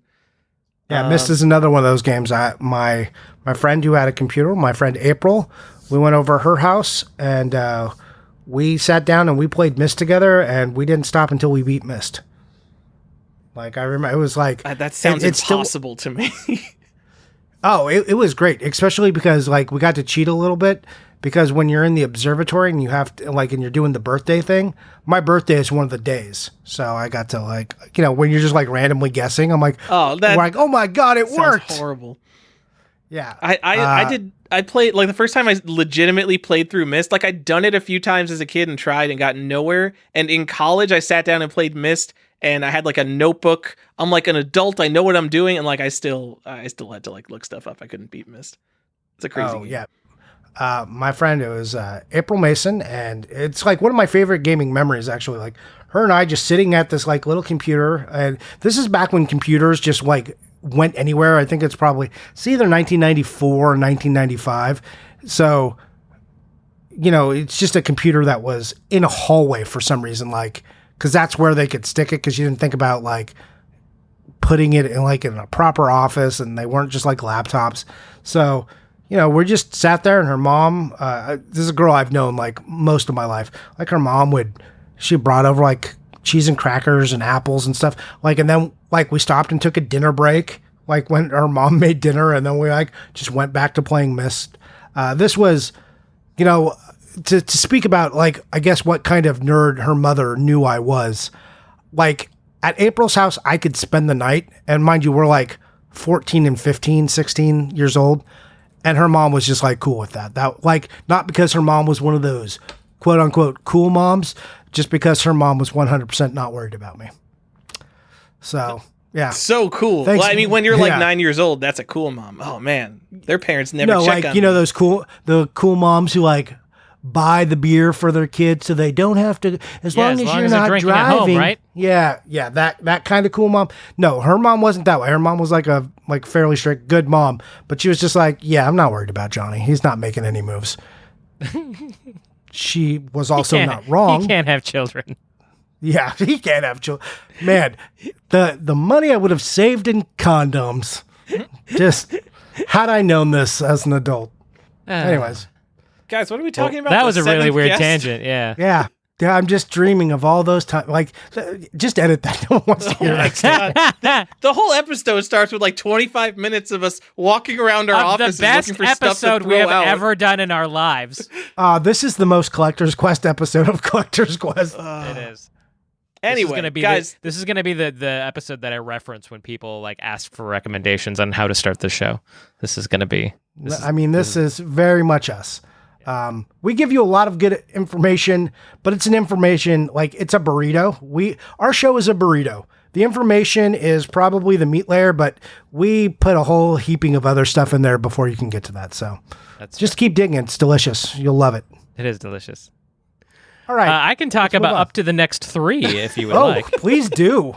What? Yeah. We didn't even talk about the seventh guest. We did. We just mentioned that the game was boring and everyone knows about You it. spent 20 minutes not talking about it, so that's fine. Yeah. It's fine, Tyler. So, go ahead. Tell us what's in there. Anyway, the seventh guest, what I believe is the first edition of the game is the Seventh Guest Special Edition, which is why I brought it up. It was one of the games I found when looking into early limited editions. It comes in a book-shaped box and it has a 13-minute long VHS about the making of the game. I love that DVDs are always like packed to the brim with special features, but like old VHS tapes, like you could just put out a VHS that was like 7 minutes long for something because VHSs were so cheap. Anyway, it's not actually called Seventh Guest Special Edition, but the tape is called Special Edition Video. So if you look for Seventh Guest Special Edition, you'll usually find copies that have the tape. And not only the first edition that came, it looks like a giant book. Other versions of the Seventh Guest also come with the special edition tape. The tape is not rare at all. Like, I'm going to say maybe like $20 for a complete in box Seventh Guest, maybe like $50. Maybe I'm misremembering. We'll get you a copy with the tape. $15, actually. $35. You can $25 comes with like a sticker. Like, don't forget that sticker. What's the sticker, Johnny? It just says Seventh Guest. Does it come with the game? font. I'm not even looking at a Yeah. copy of it. I don't Yeah, have it up. Yeah. Cool. They're like Seventh Guest. Tyler's like, yeah, who cares about this game? No one cares. This game even got its own board no. game recently. Oh yeah. Wait, what? Recently? Yeah. All right. If you want to go into like literal variant hell, like console games are nothing except for Atari. You go look at these 90s PC games that were like super mega ultra hits like Myst or Seventh Guest and Sim City, and like the variants never ever end. It's crazy. And you probably like down to the shitty ones they put on Target, packed with like 4 other games in a weird box. Right? Yeah. No, thank you. No, thank you. Like, if you collect PC games, and I learned this from Tyler, just find a nice version you like, buy one of them, and move on with your life. Don't keep going. I do like the sweet, like the you had in Price Club, the like they did a lot with LucasArts games, like where you had the LucasArts collections, and it was just like a bunch of like CDs that were like shoved into a tray at like weird angles to make it look cool. I like those collections. Yeah, those, well, I think those boxes are super ugly just because they show the actual CDs. I don't know. It would have looked cool if I was like a kid at Costco. I'm like, wow, look at all those CDs. And now I'm like, loose CDs. I don't want to see those. Keep them in the box. Yeah, I mean, one of the big problems too with PCs, right? As the technology advances or like new drivers or new standards were made, you had to release kind of like a new version of the game. Like, oh, here, if people are still buying it and playing this, this version is optimized for newer computers. So here's your new version of this. So that, no thanks. I just never want to go down that road with variant games for the PC. People always ask me, they're like, oh, are you gonna like, because you do all those Harry Potter games, you're gonna get the PC ones? No. Nope, I'm not doing that to myself. There's got to be a line somewhere. Just That's no. funny. All right, Johnny, do you want a pricing update? Do you know what the last Seventh Guest that sold with the VHS sold for? The special edition that you're speaking of, kind of special edition? No, actually the special edition is a little bit rare. I was going to say, because I don't even see that on eBay. Yeah, that one's rare. But just like an early copy of Seventh Guest that has the VHS, those are all over the place. Okay. What do you think the last one sold for? $15. I'm gonna say 35. Didn't sell. None unsold listings on eBay because no one wants this game, Johnny, because it's not Myst. There's one for $20 that has no bids on it, and there's like a ton more for like $25. You know which version I want, and you have to get it sealed. It's the 11th Hour Seventh Guest collection, and it comes with a free strategy guide, and they're just shrink wrapped together. Cool. All right, I see that you can get it's buy it now. Oh yeah, buy it now for $13 with $6 shipping. You can have yourself a copy with the CD. I mean with the VHS. Yeah. Anyway, no one is sold list. The fact that no one has bought a copy recently, when you search for Seventh Guest VHS, I'm just gonna say no one cares, and we should move on to the next 3 that Stefan knows about. Absolutely, yeah. These are ones people care about. Yeah. Starting with the QVC Maximum Carnage. We've talked about this actually kind of a bunch. And I don't even know. Does this count? Like, I don't know is if this it a counts special edition? because it's like the game is packed in to the special edition. This But it has an outer box. I don't know how to feel about this. This feels like if they had more standardized special editions, that this would be a special edition. Yeah, I think it was mostly because how rare special editions were at this time period. You know, on Super Nintendo, there weren't. I think there's this, and then like in the UK they had that Batman Forever one, right? That's a thing. It's like a big box Batman Forever. I think that's Genesis, and I think that's Australia. And then there's like an Echo Dolphin as well. So rare that I'm screwing up the references. So yeah, big box. And big box in the U.S. territory was not terribly common, and especially ones that came with cool stuff, like the Maximum Carnage one. So you bought this from QVC, which, if you're old people like us, you remember the television network in which your grandma bought you stuff from, that you had to call in, and you had like X amount of time to call in before there weren't any left, and it was the hard sell on QVC. Well, hold on, Stefan. We've got some younger listeners here, so let me just clarify. So back in the day, we used to buy this thing called cable TV, and they would take the TV and it would just be at your house all the time. It was weird. It was crazy, guys. Anyway, so yes, it was a variant of the Home Shopping Network. And you bought this it was a big box of Maximum Carnage. Actually, the outer box is pretty cool. It's got like the red and black sort of symbiote look to it, and it says the Maximum Carnage logo on it. You open it up, there's the game, there's a certificate that is not unique, like it's numbered, but it's not like individually numbered, so it just says, oh, edition out of 5,000. There's no like, without any like more granular serial number. So I guess technically if you found a loose certificate, you could just stick it in your box and call it a day. But so there was the game, which the boxes, to my knowledge, and I've said this enough times on the show that I really hope that I'm correct, is that the game or the box for the Super Nintendo and the box for the Genesis versions are identical, the outer boxes, so you can hot swap those if you need to. Stefan, I have heard there's a difference. I saw someone mention it on Facebook and they said PM me for details, and I PM'd them and they gave me no details and completely ghosted me. Yeah, so fine. Then but that person... after they said that, I stared and compared a few, and like absolutely identical. I could not see anything. So maybe it's something real obscure, or maybe they were just talking about the fact that Genesis game was packaged on like one side and SNES game was packaged on the other side. Yeah, and I think you can... Yeah, that's, I think, the only real difference. And I want to just tell you, Stefan, you were right. There is the Batman. So there is a Genesis one, but there is a Super Nintendo one, the Woolworths edition of that Batman Forever, in PAL territories. Yeah, very rare. Also, like that would fall into the same realm. In the fact, the boxes look kind of similar, but these ones you can tell if it's Super Nintendo or Genesis, because the Super Nintendo one says Super Nintendo printed on the back. On the side, the Genesis one just says Acclaim. How kind of them. So yeah, the Maximum Carnage box set comes with 3 pins and a graphic novel, hardcover graphic novel that is unique to that set, which does make it kind of a pain in the ass, or at least it did for a long time, because you were competing with people who wanted the graphic novel, like comic collectors, etc. So that's kind of what drove the prices up.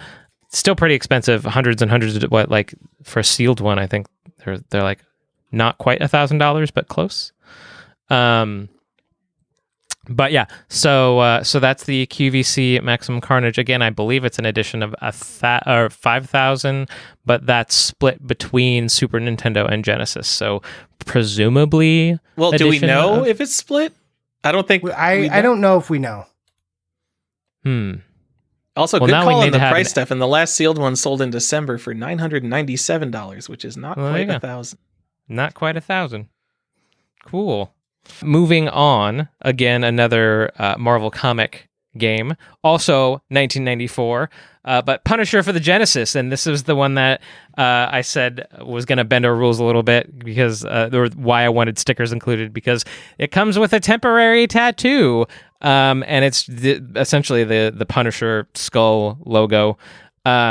But this thing, I wanted to mention it because it gets faked. Johnny, you were talking to me earlier about something on the back of the paper that so it does say right? Genesis. It should come sealed in like a little plastic thing, and on the back of the white paper that it's affixed to, it does say Genesis on the back, or Sega. So make sure you get an authentic copy, because there's a lot of, like, the Punisher logo is pretty generic. So there's lots of temporary tattoos and stickers of this that people try to pass off. Bad fakes, good fakes. Just make sure you're getting the right version if you're going to spend any money on this. I, at one point, saw that tattoo by itself go for $400. Is that still a thing? No. That sounds extremely high, even for this game. Yeah, this is one of those things I regret not buying the tattoo, because I needed the tattoo for a while, and I didn't want to spend the money, the $80 on the tattoo. Now that would have been a very good price. Okay, here we go. December 1st, they had one that looks legit to my eye. Buy it now for $250. That sounds closer to what I've seen them go for, yeah. Which is crazy, but it's a very popular insert for whatever reason. Like, even before the Comic Madness started. yeah, if you want to get this game complete, it's like, a $700 game. So, between $500 and $700 with the tattoo. And like there are other Sega games, like Genesis games, that come with tattoos that are not nearly as popular as Punisher. Double Dragon 5 has a tattoo that's always missing, and that's like $100 complete with the tattoo. And obviously this isn't going to be worth anything, but Kids on Sight for the Sega CD has a temporary tattoo that I realized, once I realized I was missing it because I went to complete up a bunch of Sega CD games, all the copies are missing the tattoo. Luckily, Kids on Sight is very easily available sealed, so I just bought a sealed copy for like $40. But I hate temporary tattoos. Stickers, good insert. Temporary tattoos, bad insert. Bad insert. Because who is ever going to use you can't use it for anything. Temporary tattoos were always lame.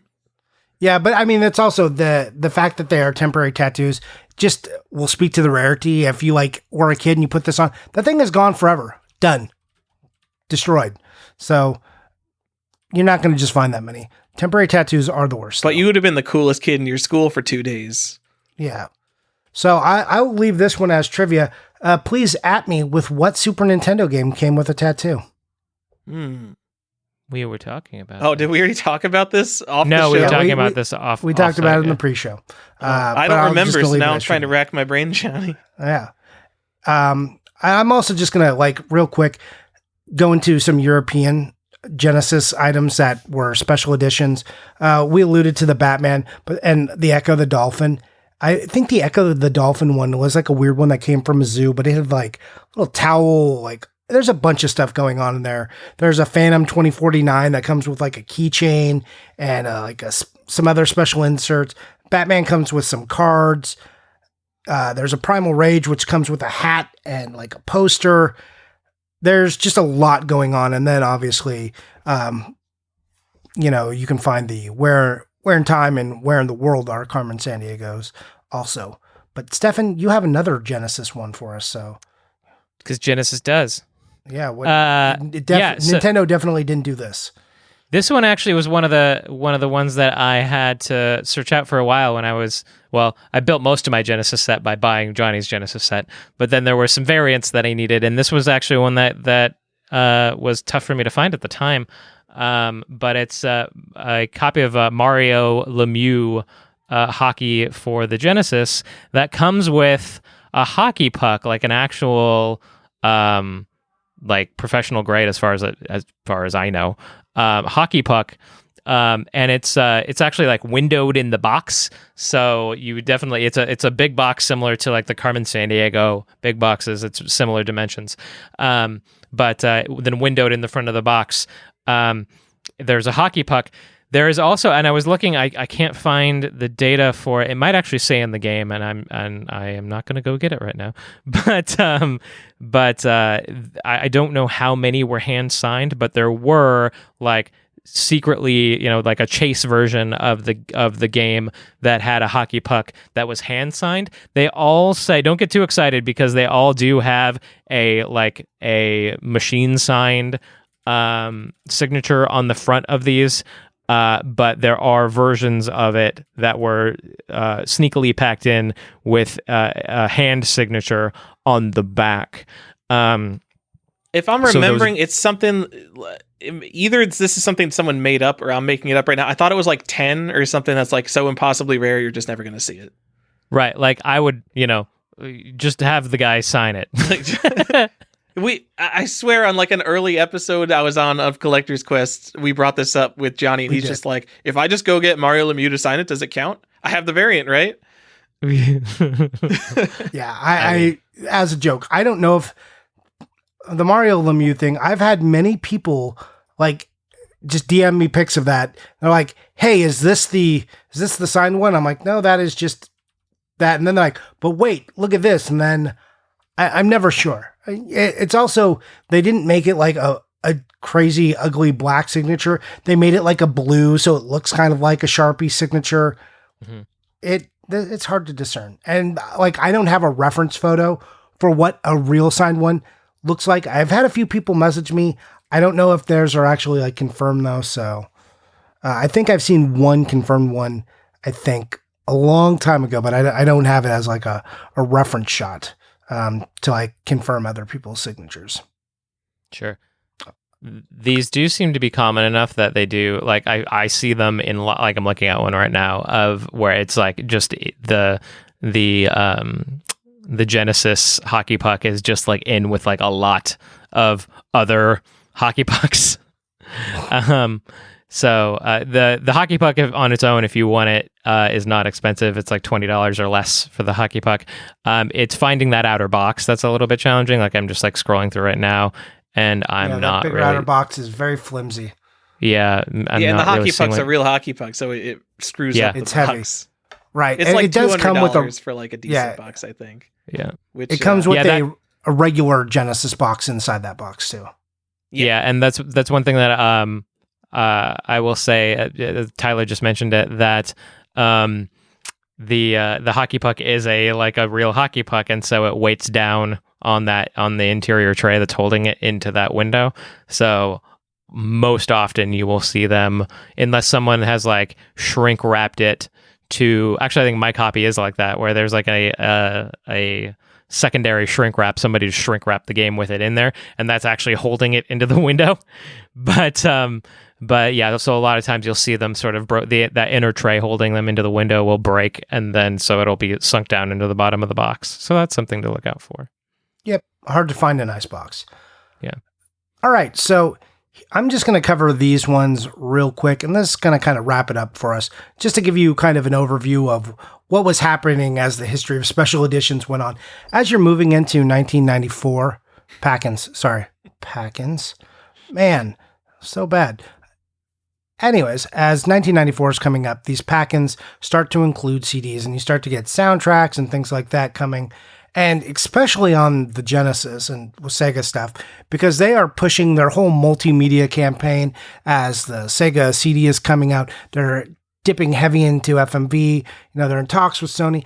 They are really just very much like, hey, the future is over here. Look at all this cool stuff we're going to do. Look how for kids Nintendo is. So they're pushing their stuff. So you have games like Jam It comes with the CD, Shaq Fu comes with the CD. Jam It is first, and then Nintendo gets their big one. Killer Instinct in 1995 comes with one. The Jam It CD is interesting in that you can find it not too hard, but it's not on the Super Nintendo version. So Jam It is a cross-platform game. Shaq Fu is and it's just a sampler, by the way. It's not like a specific soundtrack to that game, really. I mean, those songs might be present, but the disc that you get is like a sampler. Comic Zone is another one that gives you this stupid sampler CD. So it's not like the Comic Zone CD, and you will see CDs that say Comic Zone, but that's not the music CD. This is just American Productions 1995 music sampler is what it says. And it's just got a random CD. You can listen to some Danzig, sweet. I guess if you really love some Glenn Danzig, jam on that. Mother. Yeah, exactly. That's my mom's ringtone, actually. So you could, the Shaq Fu is specifically Shaq and his rap album, which is hilarious. His 4 rap albums, excuse me. Okay. Sorry. Have some respect, Johnny. Sorry, I should have known Master Tyler and his Millennium proclivities would have corrected me. I have Shaq CDs in my car, Johnny. Yes. I should have known. Anyways, you could see that this is where we're moving on. And then after this, 1995, it just gets crazy with what the pack-ins are and special editions and everything and anything is being thrown into games. So it gets a lot harder to track. So I think we're going to close it up there. There's also you guys know Frank Thomas has a game, Big Hurt Baseball, and that's got a card in it from Donruss. And there's a lot of sports games start having cards. Ken Griffey, the 2 Ken Griffey games have sports cards. They're not that interesting unless you love baseball or you love Ken Griffey or Frank Thomas, Hall of Fame players that happen to have some cards in their games. But I think Frank that's Thomas it. has his own pinball machine. It's pretty cool. Wow. Ken Griffey doesn't have a pinball machine. I did not know that Frank Thomas had. Ken Griffey doesn't need a pinball machine, Tyler. Yeah, It's the true. kid. It's funny. His nickname's the kid now. He's so old, and it's like it's weird to nickname someone the kid, especially seeing as they're going to grow old. Most likely, hopefully for Unless that they're individual. It was okay when they were like Western outlaws, because then they would They're die. probably going to before die, they- right? Yeah, but that's what I'm saying. Like nowadays, you're like, yeah, hey, it's the kid. How's retirement? It's weird. Anyways, so that's it for Packins. It's a brief overview. Obviously, we missed some stuff, right? We it's not a full exposition. We didn't search out every game that ever came with a pack, and we just kind of gave an overview of what the history kind of looks like. But if you have some cool ones that we did miss, please tell us. I would like to know. The first food pack-ins, which fruit roll-ups. Oh yeah, maybe. fruit roll-ups. Yeah, we've talked about. Don't fruit collect roll-ups. food. Yeah, don't collect food. Don't eat collect the food in it. Yeah, go get your gun stars. Get those fruit roll-ups that aren't even declared. Gross. Yeah, but if we miss some good ones, please do let us know because we like to know about cool games. We are trying to tell you about some. If we miss them, tell us. We want to know, especially on foreign titles because our knowledge is definitely limited there. And you know, what are you gonna do, pal? Like, what do we know about the Japanese scene? Hardly anything. Red is going to come in here and he's going to be like, guys, you missed like 40 That's games. never I know going to it's happen. That's never By the actually way, happen. official sponsor of the show, Red the Game Shark. Be sure to shop at Cheap Cheap Games. You can find him and his store on eBay. He's got the best imports around. Cheap Cheap Games, Red the Game Shark. Hit him up. That's all I got. Red, find my games. I need to buy more stuff. Yeah. Official sponsors of Red the Game Shark, the Collector's Quest podcast. Yeah, our wallets. All right. Anything else, guys, before we move on? Tyler? No? How about those All right. Pokemon cards, guys? Man, these McDonald's Pokemon cards are crazy. Am I right? That makes me sad. I don't want to talk we haven't about talked that. about That makes me Pokemon sad. cards yet. We could just move on, Johnny. Yeah, I don't. That's not. Yeah, we didn't talk about, like, we talked about Doom Troopers last time, but that might be the first TCG card that came packed in. Pokemon was later. Oh, yeah. All right. Let's just move on to the next part. What are you guys buying? And are you playing anything? I'm back on a World of Warcraft kick right Yeah, now. I can That's what I've been playing. If you guys are on our Discord, you can see when Stefan's logged in. It says playing God. World of Warcraft. How embarrassing. That's right. I didn't realize. Now I'm embarrassed. I didn't realize that you could see that. I sometimes open my stream on the Discord when I'm playing like Magic. So I'm a mount collector in the World of Warcraft. That's like essentially the only reason why I play, and it is now the Love is in the Air event because of the mounting, Valentine's holiday. Yeah, mounting. And get it. There is an event that you can do on each character once a day during this event that gives you a essentially a 1 in 3,000 chance for this mount, and that's what I've been hunting for. Is this mount that I do not have? It's called the Big Love Rocket, Johnny. Oh yeah. It's a large pink rocket that you can ride around. Of course it is. I really want it. Oh yeah, he does. I've been trying because it's such a time limited thing. I have been trying for Get in like there. 10 years or whatever stop. for this stupid mount. So wait, this event happens every year? Yep. But you can only Every try year- for it once a every day year per for like 2 character. weeks. That's horrible. Stefan has been trying to mount this for years. That's all he's saying. I mean, the it's like a boss fight that you can queue for, and so it's Is it a raid? Like, do you have to go into a specific raid and be just specific? No, boss? it's just a single boss fight that takes about 30 seconds to a minute. Usually the waiting time is if you are like a damage class, in which there are a lot more damage classes than there are like tanks or healers. Then it just takes you a long time to get matched up with a full group, because you do need a full group in order for it to send you to the queue. So and you're a damage class. What's your main? Well, I have my main's a healer, so she gets her queue in 30 seconds, but then usually it's 5 to 10 minutes per character. You're like, I'm a retribution paladin. Good luck. So yeah, That's still a thing, right, paladins? Basically 1 in 3,000 chance of getting that mount to drop, and I have yet to get it to drop. So that's what I've been doing with my time a lot. Also, it's the new expansion is still relatively new, so I've been playing stuff for that. What did I buy? Did I buy anything? Let me look at my eBay. I traded for some art. Just traded some some not Nintendo Power art for some Nintendo Power art, which I'm apt to do. But the one thing I did want to mention in this breath, I haven't bought anything. I didn't buy anything, guys. I didn't buy anything. That's the thing you wanted to mention? Cool. No. I did want to mention that on the 20th, which is this coming Saturday, not right now when we were recording, but actually it'll probably be... Are we going to get this out before the 20th, you think, Probably. Tyler? Yes. No? Yes? Whoa. So, Wow, that Uplink, was... Uplink, which is a virtual convention put on by the Long Island Retro folks every year, or this is the second year now. They are having a virtual convention, and they've asked me to guest. So I am going to do a panel about the art of Nintendo Power.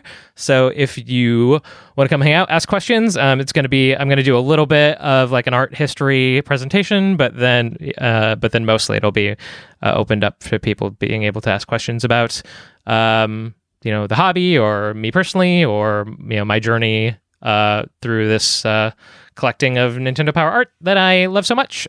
So it'll be a good time.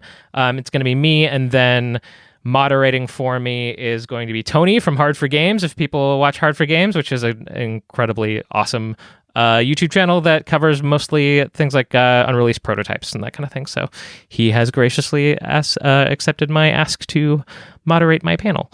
So yeah, come into Uplink and check that out on the 20th. Yeah, is one of you a fan of the other, or are you guys all in like the super rare game stuff group, and you guys all just have mutual respect? I went on his podcast when I had found the UWC prototype. That's how we met. Right. Yeah, and so that's how we originally met, and then we remained fast friends since then. So how does that channel work? So that channel like literally has like the craziest stuff all the time. So whenever something like an unreleased prototype is found, does that guy just go hard after whoever founds it? And he's like, I need to learn about this and get it on my YouTube channel. Is that how he works? Oftentimes he's sort of like started out putting out a call for like, hey, if you have any. Originally, it was like the N64 blue discs is what he was hunting really hard. Like the 64 DD blue discs, the development discs, which oftentimes would have unreleased 64 DD assets on it. I think he was originally hunting things like, the unreleased Earthbound, which has not been found, Earthbound 64, assets from that kind of thing.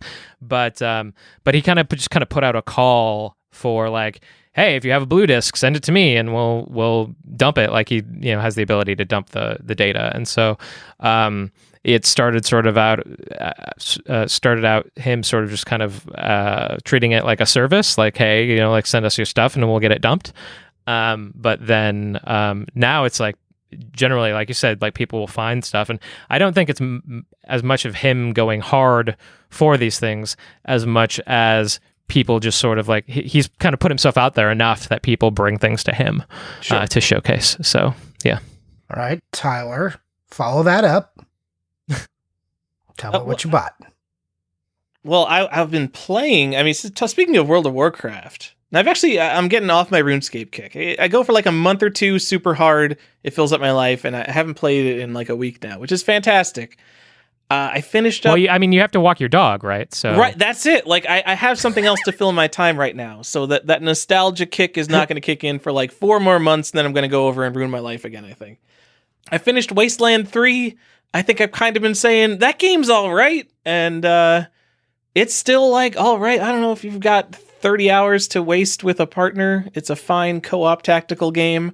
I will say it's extremely buggy, and very frustratingly, I crafted like a completely overpowered shotgun in the game, and then the game glitched to a point where the entire crafting slot, so your gun has 4 slots, and the most powerful crafting slot turned into a glitched graphic and stopped working. And it wasn't just in my save file, that happened in the entire game. So there was no way to fix that. So that was super cool to happen. And then me and Ada also started Darksiders Genesis, a game I have never heard of, but it is apparently an isometric Darksiders game. It just plays like kind of an action RPG, kind of God of War, because you're just kind of mashing button combos. It again seems all right. And then, are you playing that on your Wii U? We're playing it on computers. What? Wait, what? Wait. Oh, it's new. This Darksiders Genesis came out in 2019. Huh. You're thinking of Darksiders War Mastered Edition? I forgot which one okay. came out on Wii U. I don't know. There was like one that came out at the end of the Wii U's life Yeah. cycle. I'm just making jokes. Oh, I know you I love didn't the know. Wii U. February 14th, 2020 was the console release, apparently. Okay. Gamers released for Stadia Whoa! on December 5th, Wow, 2019. a system So less relevant than the Wii U. there you go. Yeah, the original release was for Stadia and Microsoft Windows. We should talk about Stadia. We'll keep it on like the stuff no one collects episode. Get your Stadia starter kit that they gave away for free because they couldn't sell them for $100 anymore. Yeah, the what was it? The Ouija or what was that one? Ouya. Ouya. I think the a bunch Ouya. of people bought Ouya. Although now I'm going to call it the Ouija. The Yeah. Ouija. Okay. One more thing I'm playing because we brought up Impossible. Impossible is the sixth Monty Mole game. I didn't even know Monty Mole was a big series. I was playing Monty Mole yesterday for the ZX Spectrum on my iPad. There's an excellent The ZX Spectrum or the ZX Spectrum. We're editing that. We can't have me saying ZX Spectrum on Especially after you've live given air. me shit Jesus for doing Christ. it. What? Oof. You've given me shit for doing it. Oh, I know. You can't say JZ, can't say ZX. Yeah, Monty Mole's cool. It's like just a really hard old platformer where you die and it sends you back to the beginning of the entire game. Ugh. Is it a roguelike?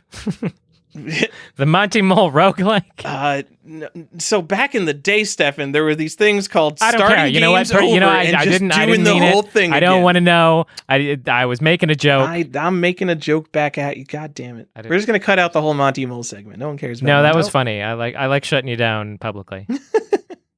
Let So me what did you buy? Let me What'd you talk buy? about the things I bought, Johnny, because all of them are things that I think everyone has heard of. I can't First of wait for all, this list. What I didn't buy was Bucky O'Hare, which I've been searching for. This was a specific game on my goals list, and a complete in box copy sold for $1,275. And there were already a couple crazy sales for some pretty nice and complete ones that are like in the $800 range. And this one had nothing. It didn't even have the poster.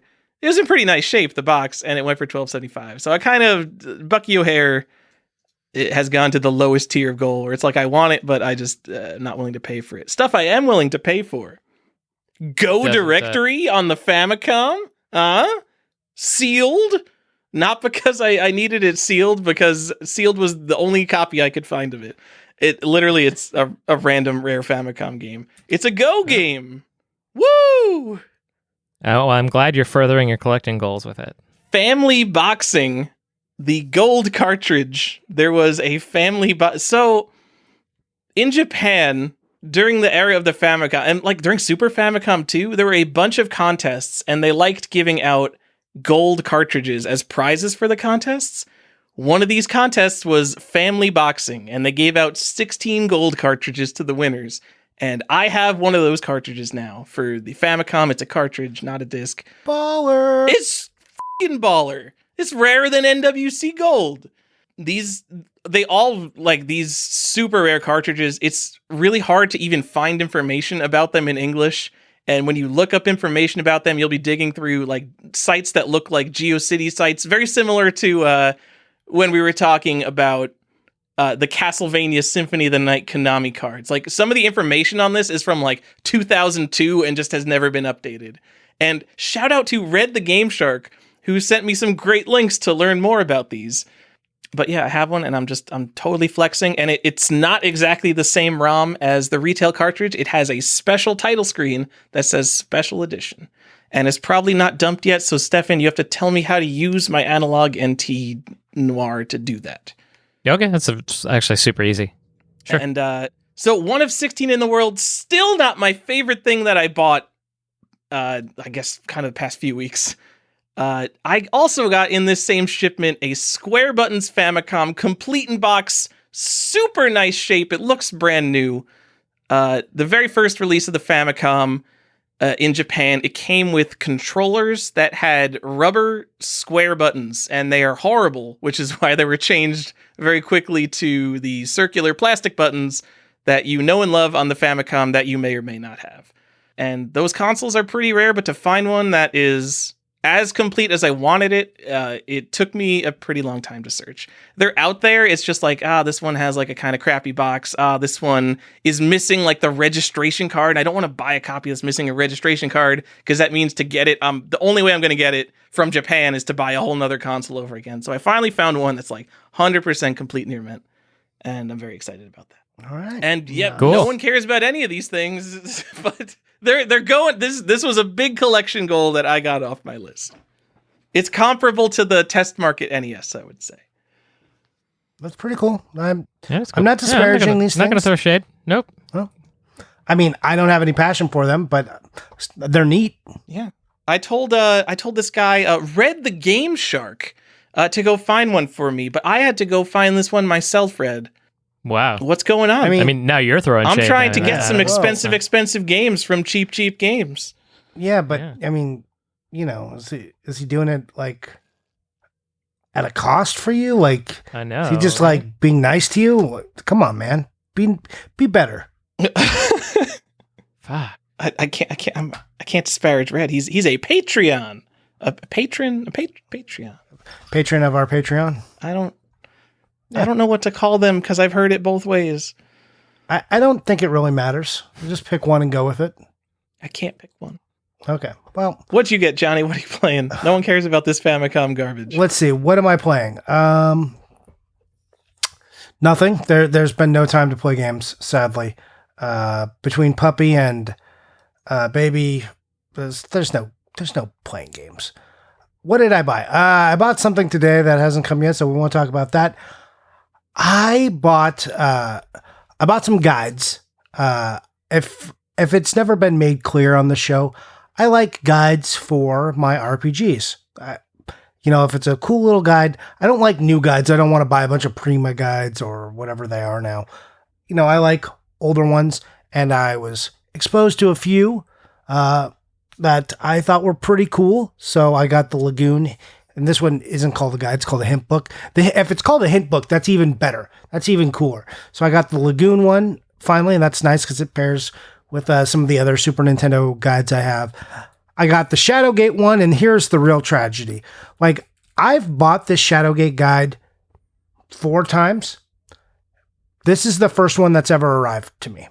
And I got it like for a pretty good deal. I got it for like $25 or something. And it came with a manual and the game, right? No box. I don't care about that.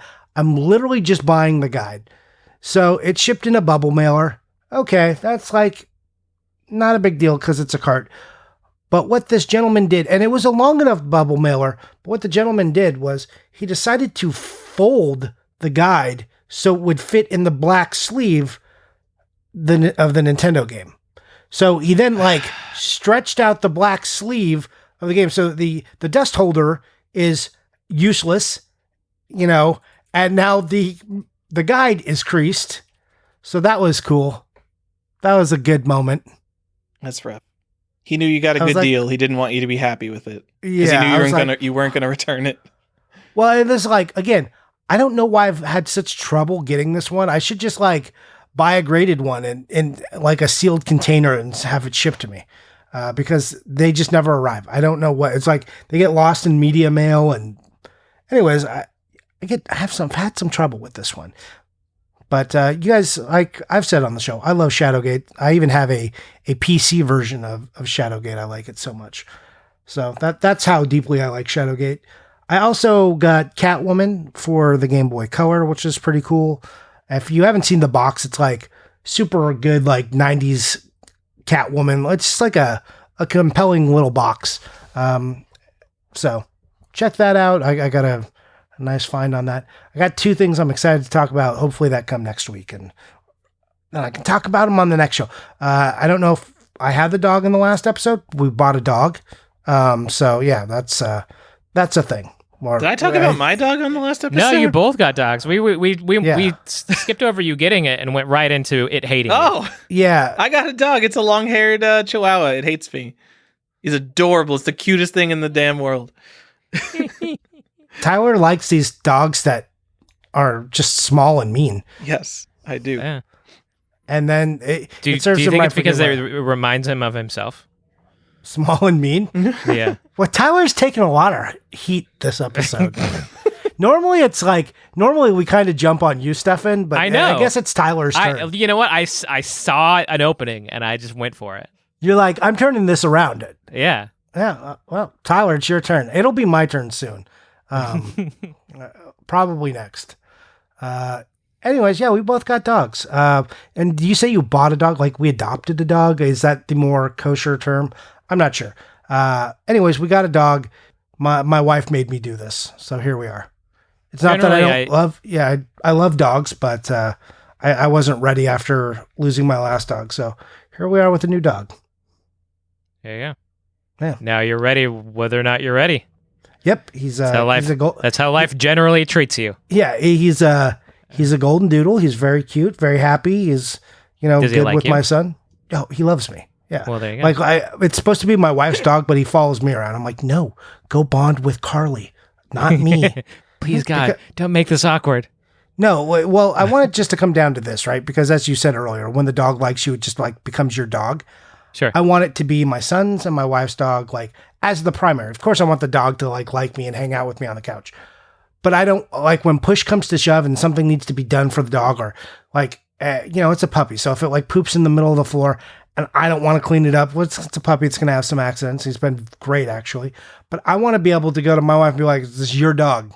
Like, that one's gross. This is your dog. I'm out. And if he is just like following me around, he's going to take that ability away from me really quick. He's super cute, though. I've never had like a golden doodle because I typically, one, like designer dogs are weird, but I don't like that hair type of like poodles. But he's got like kind of straight wavy hair. Well, wavy-ish straight hair, so it's not like bunched curls. They don't shed too much, as I recall, too, right? No, that's like one of the best things. It's like he's got the temperament of a golden retriever and the non-shedding of a poodle. Nice. So that's like cool because I've had Bassets and they just shed everywhere. Like you think, oh, they've got a short coat, but they're like super heavy shedders. So I'm like sweeping up a dog a week. I was anyways, and now it's just one Basset and this guy who barely sheds anything, which is sweet. Anyways, all right. Talked a lot about a dog that no one, like, people don't care about your dog. They're like, oh, you got a dog? That's cool. It's like your kids. Like, they want to see like one picture of your dog so I could say, that's a cute dog. And that's it. That's all they want. I've given too much into it. I apologize. I'll stop talking about the dog and my child, which people also don't care about. Moving on. All right. That's what I bought. Didn't play anything. Woo, that's the end of the show. We did it, guys. Woo. Johnny. All right. I've got a bonus item for you to purchase. Okay. Bonus item on the Collector's Quest podcast here. The Hitchhiker's Guide to the Galaxy Invisiclues, which was a hint book. Infocom sold a lot of these, but I know you like Hitchhiker's Guide to the Galaxy. It was one of those hint books written with invisible ink, and you'd use a marker. So you'd go to the part where you're stuck. Oh, that's cool. Yeah. And it would give you 3 hints, and you can unveil them one at a time so you wouldn't spoil it for yourself. And it's like $20, so just go get it. I imagine writing a hint book for a text adventure is difficult without just being like, yeah, this is what you type, dummy. Send me a link. I'm going to go buy it. Anyways, I forgot an item. You reminded me. We already talked about it once on the show. Joan Bone, he had kind of a rare hint book for the Nintendo. It's the Star Wars hint book. It's in black and white. So this is a weird hint book. It came out like 2 years after the game, and you had to mail away to like JVC to get it. So it's a hint book that's basically like a little bit larger than a Nintendo boxed Nintendo game, and it's black and white, and it's got the NES cover art on it. I was super pleased to get that because love all the things Star Wars for like video game related. I was really, really happy to get that. I can't tell you how like stoked I was. I didn't even want to talk about it until it came, but it's here and it's safe. So hooray! Hey, speaking about paper that you have, are you going to let me buy that that Mortal Kombat letter or what? Right, yes, cool. It is like a hint thing, which I like, but your love for Nintendo Power is greater than my love of hint books. Well, so yes, yay. Yeah, I mean, it's going to talk about that offline, as they say in the business. Yep, that can be yours. I know some things. No money will change hands. We'll trade. Cool. Sounds good. All right. Excellent. Anything else, guys? Okay. Yeah, Tyler? Tyler? Tyler? Tyler's Just been gonna eaten by his dog. Yeah. Johnny, I'm in my NES watch list, or I'm in my eBay watch list, and one of the deluxe set posters I need that was overpriced at $250, the seller has increased it in price to $350. Oh, good. I'm glad without selling, its price went up. Yeah. So I guess I'm probably just going to get another deluxe set at this point to get those inserts I need. Yeah. Rather than buying individual $300 inserts. Is that the test market one? Yeah, it's the big Rob poster. Okay, so here, when you buy that, just find one because I don't care about that, and I do want a test market one. We can just work something out. All right, I'll let you know. I'm probably going to have to buy 2 more tests. Like, this is not even near the top of my You lost priority him as list. soon as you said work something out, because that's... Well, not no, a thing Tyler does. I swear I've sent you like one game, or maybe you sent me a game, Stefan, and I'm No, you- mixing it up. No, I did send you... No, I hand-delivered you again. I've sent you stuff. Yes, we did hand deliver stuff to you. I've helped you, like in Portland, we did some stuff, and then you brought me games in Portland, but you shipped me some Xbox games, and I shipped you some manuals, Genesis stuff. So I you've done do it. get rid of stuff from time to time when I'm helping out friends, Stefan. Just not as long for as money. it's just to us. Yeah. I'm just telling you because just buying another test set and be like, no, I'll never get rid of this thing too. Like I still want a test set once test. So we'll just help each other out. It'll be good. Except okay. to buy 2 more, it would cost me like $2,000 at this point. So Oof. I'm not doing that. Yeah. Real quick, we do have a Patreon. You guys can join it at patreon.com/collectorsquest. The benefits there are you get to join our Discord where we hang out and we talk and we're having a good time. It's, not a huge community yet. We got like 25, 30 people. We have some good conversations there that's going. Also, you get any of our pre-show stuff that we tape extra. We call it CQ After Dark stuff. So there's like, if I ever do a bonus episode or if we talk after the show for a lot, which Tyler and Stefan and I sometimes do, we post that up. It's, we have tiers at $2, $4, and $6. It's the pricing equivalent of would you buy us each a Coke or me a Coke or Tyler a Coke. That's how I've priced it out. You can go to the Patreon, check it out. If you can, don't do it if you can't afford it. If you want to show support for the show, this is now the best way to do it. Thank you so much. End of Patreon talk. And I that's don't know it for what the to show. do. Usually it goes on for so much longer, Johnny. I don't want to talk about it too much. Like the people will know, like we keep referencing in the show, like some cool things have happened there. Like, there are definite benefits. The people who are in the Patreon are also like super knowledgeable. There's just benefits for being in the right crowd. I'm not like, I don't want to strong arm anyone, but if you want to do it, it's there. If you don't, totally get it. Moving on. Tyler, where can we find you on social media? I'm Default Gen, Default GEN on Instagram and Video Game Sage and YouTube. I don't know. The places. The Collector's Quest like how you had to Discord, think which you about can that for find a if you go to patreon.com/collectorsquest. Okay, he doesn't want to talk about it. Now he wants to hawk it. What is this guy's problem? Stefan, where can we find you? Primarily these days on Twitter and Twitter on sucks. YouTube.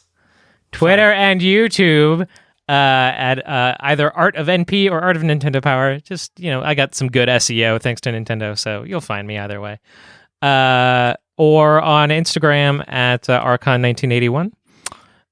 Or inexplicably as Stefan on our Discord, apparently. Yeah, So, there you go. on our Discord. Well, you have your own name on Discord, but on our Discord, you're just Stefan. You're under the host file, so Yes. it's just our names. It's fine. It's fine. It's fine. It's fine. Yeah, because we don't need to be weird internet identities. People know who we are. We're all friends. Anyways, you can find me at Johnny_Iucci on Instagram, occasionally on Video Game Sage when I'm checking in and answering messages that I got like 6 weeks ago and then feel like a heel for not, especially when they're trying to help us and I don't answer them. I saw you log in to post the Patreon link, Johnny. No, I didn't. Did I do that? You Did I 100% just like, did that a couple days ago.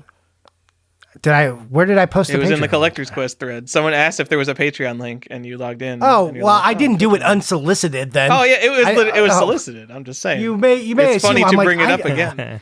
I'm like, was I so tired one day? I'm just going to be like, I just posted it in there. No, like I'm just gonna jump in here and post our Patreon. I'm like, that does not sound like me. I was super offended. You're like, oh, you left out conveniently that somebody asked me for the link, so I provided them the thing they asked me for. Jerk. Making me look bad. Yeah, trying to. I mean, I do that enough for myself. I don't need help. Anyways, that's where you can find me. And again, on the Discord. We will see you next time. Again, let us know what we missed and let us know any of the other cool things that we could have seen or didn't tell you about. That's it for the show. Thanks and bye.